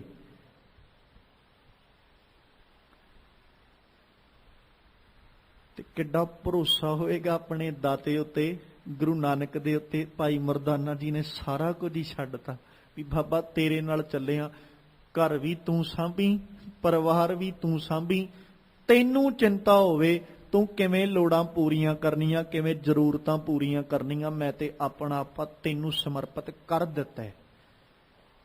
ਜਿੱਧਰ ਲੈ ਚੱਲੇਗਾ ਤੁਰਿਆ ਚੱਲਾਂਗਾ, ਜਿੱਧਰ ਆਖੇਗਾ ਉਸੇ ਪਾਸੇ ਹੀ ਤੁਰਿਆ ਚੱਲਾਂਗਾ, ਪਰ ਬਾਬਾ ਹੁਣ ਤੇਰੇ ਨਾਲੋਂ ਪਿੱਛੇ ਨਹੀਂ ਹੋ ਹਟਣਾ। ਫਿਰ ਹਾਲਾਤ ਕੈਸੇ ਕੈਸੇ ਬਣਦੇ ਰਹੇ, ਪਰ ਭਾਈ ਮਰਦਾਨਾ ਜੀ ਨੇ ਕਦੇ ਗੁਰੂ ਨਾਨਕ ਨੂੰ ਉਲਾਮਾ ਨਹੀਂ ਸੀ ਦਿੱਤਾ। ਸਤਿਗੁਰੂ ਜੀ ਅੱਜ ਆਖਦੇ ਨੇ, ਕਹਿੰਦੇ ਤਿਸ ਕਾ ਭੋਜਨ ਨਾਨਕਾ ਵਿਰਲਾ ਪਾਏ ਕੋਈ। ਜਿਹੜਾ ਐਸਾ ਮੰਗਤਾ ਬਣ ਜਾਂਦਾ ਨਾ, ਫਿਰ ਏਦਾਂ ਦੇ ਮੰਗਤੇ ਦੀਆਂ ਨੂੰ ਵਰੋ ਸੌਣਾ ਵੀ ਹਰ ਇੱਕ ਦੇ ਵੱਸ ਦੀ ਗੱਲ ਨਹੀਂ ਰਹਿ ਜਾਂਦੀ। ਜਿਹੜਾ ਇੱਕ ਦਰ ਦਾ ਮੰਗਤਾ ਹੋ ਕੇ ਬਹਿ ਜਾਏ, ਉਸ ਮੰਗਤੇ ਨੂੰ ਵਰੋ ਸੌਣਾ ਹਰ ਇੱਕ ਦੇ ਵੱਸ ਦੀ ਗੱਲ ਨਹੀਂ। ਕੋਈ ਵਿਰਲਾ ਹੀ ਹੈ, ਕੋਈ ਟਾਵਾਂ ਹੀ ਹੈ ਫਿਰ ਜਿਹੜਾ ਐਸੇ ਮੰਗਤੇ ਨੂੰ ਵਰੋ ਸਾ ਸਕਦਾ। ਤੇ ਅੱਜ ਸਤਿਗੁਰੂ ਅਮਰਦਾਸ ਪਾਤਸ਼ਾਹ ਨੇ ਨਾ ਸਾਡੇ ਸਾਹਮਣੇ ਇਸ ਪਾਵਨ ਬਚਨਾਂ ਨੂੰ ਰੱਖਦੇ ਆ, ਇੱਕ ਅਭਿਆਗਤ, ਇੱਕ ਮੰਗਤਾ, ਮੰਗਣ ਵਾਲਾ ਕਿੱਦਾਂ ਦਾ ਹੋਣਾ ਚਾਹੀਦਾ ਤੇ ਕਿੱਦਾਂ ਦਾ ਮੰਗਤਾ ਹੋ ਨਹੀਂ ਸਕਦਾ, ਦੋਵੇਂ ਪੱਖ ਹੀ ਰੱਖੇ।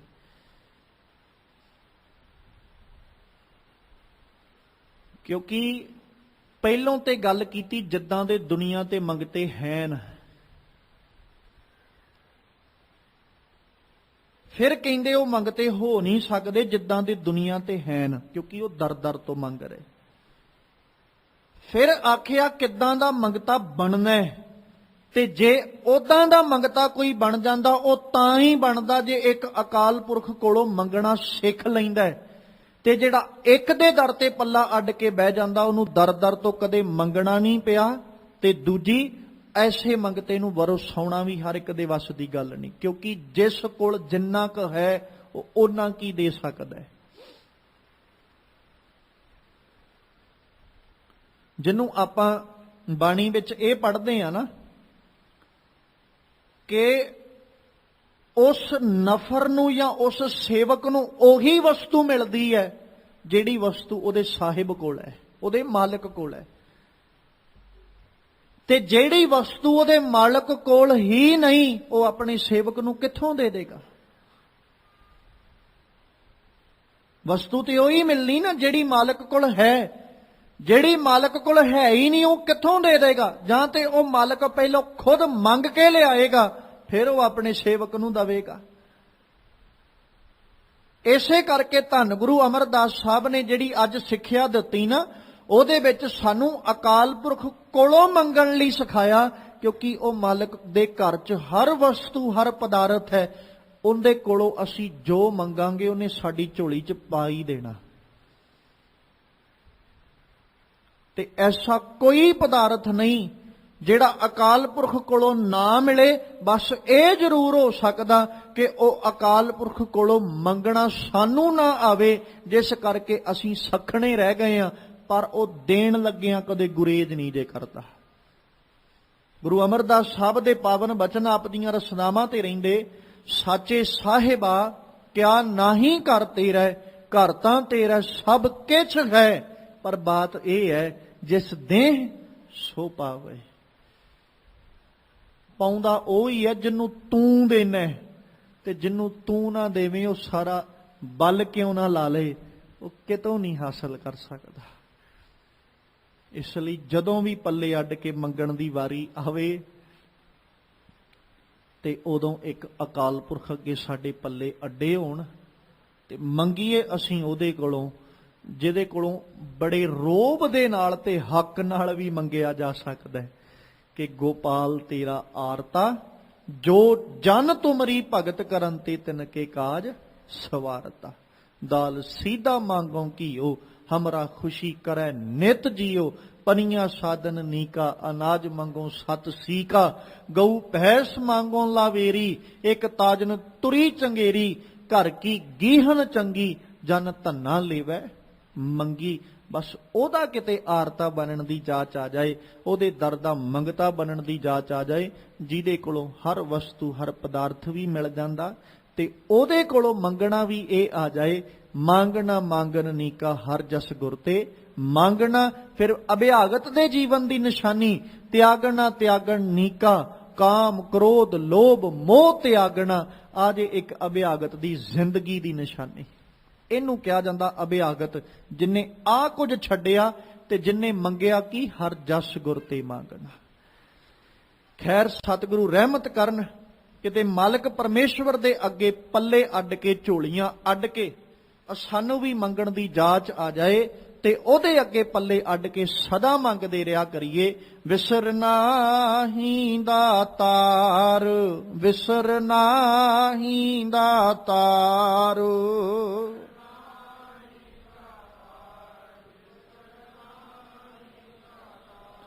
ਵਿਸਰਨਾ ਹੀ ਦਾਤਾਰ, ਵਿਸਰਨਾ ਹੀ ਦਾਤਾਰ।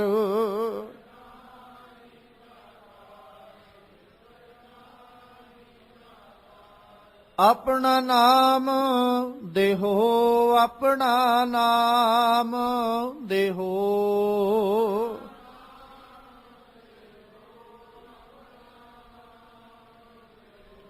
ਗੁਣ ਗਾਵਾਂ ਦਿਨ ਰਾਤ, ਗੁਣ ਗਾਵਾਂ ਦਿਨ ਰਾਤ।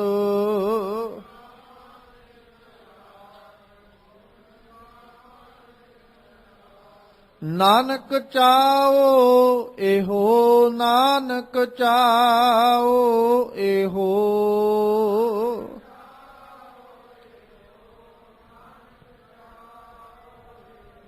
ਵਿਸਰਨਾ ਹੀ ਦਾਤਾਰ, ਵਿਸਰਨਾ ਹੀ ਦਾਤਾਰ।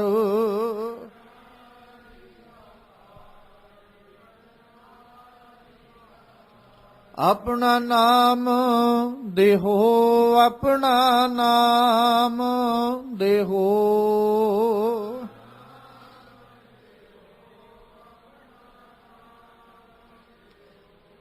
ਸਤਿਗੁਰੂ ਪਾਤਸ਼ਾਹ ਮਿਹਰ ਕਰਨ, ਸਾਡੇ ਸਭਨਾਂ ਦੇ ਸਿਰਾਂ ਉੱਤੇ ਆਪਣਾ ਬਖਸ਼ਿਸ਼ ਭਰਿਆ ਰਹਿਮਤ ਭਰਿਆ ਹੱਥ ਰੱਖਣ, ਸਾਡੇ ਸਭਨਾਂ ਦੀਆਂ ਹਾਜ਼ਰੀਆਂ ਆਪਣੇ ਦਰ ਤੇ ਪ੍ਰਵਾਨ ਕਰ ਲੈਣ। ਦਰੋਂ ਕਰੋਂ ਗੁਰਸਿੱਖੀ ਜੀਵਨ ਨਾਮ ਦੀਆਂ ਦਾਤਾਂ ਬਖਸ਼ਿਸ਼ ਕਰਕੇ ਨਿਵਾਜਣ, ਤਾਂ ਜੋ ਸਾਡੇ ਇਹ ਲੋਕ ਸੁਖੀਏ ਪਰਲੋਕ ਸੁਹੇਲੇ। ਨਾਨਕ ਹਰ ਪ੍ਰਭ ਆਪੇ ਮੇਲੇ, ਹੋਈਆਂ ਬੇਅੰਤ ਪ੍ਰਕਾਰ ਦੀਆਂ ਭੁੱਲਾਂ ਦੀ ਖਿਮਾ ਬਖਸ਼ਣੀ। ਆਓ ਸਤਿਗੁਰੂ ਜੀ ਦੇ ਪਾਵਨ ਬਚਨ ਆਪਣੇ ਹਿਰਦਿਆਂ ਵਿੱਚ ਵਸਾ ਲਈਏ। ਅਪੈ ਨਿਰੰਜਨ ਪਰਮ ਪਦ, ਤਾਂ ਕਾ ਭੀਖਕ ਹੋਏ, ਤਿਸ ਕਾ ਭੋਜਨ ਨਾਨਕਾ, ਵਿਰਲਾ ਪਾਏ ਕੋਏ। ਵਾਹਿਗੁਰੂ ਜੀ ਕਾ ਖਾਲਸਾ, ਵਾਹਿਗੁਰੂ ਜੀ ਕੀ ਫਤਿਹ।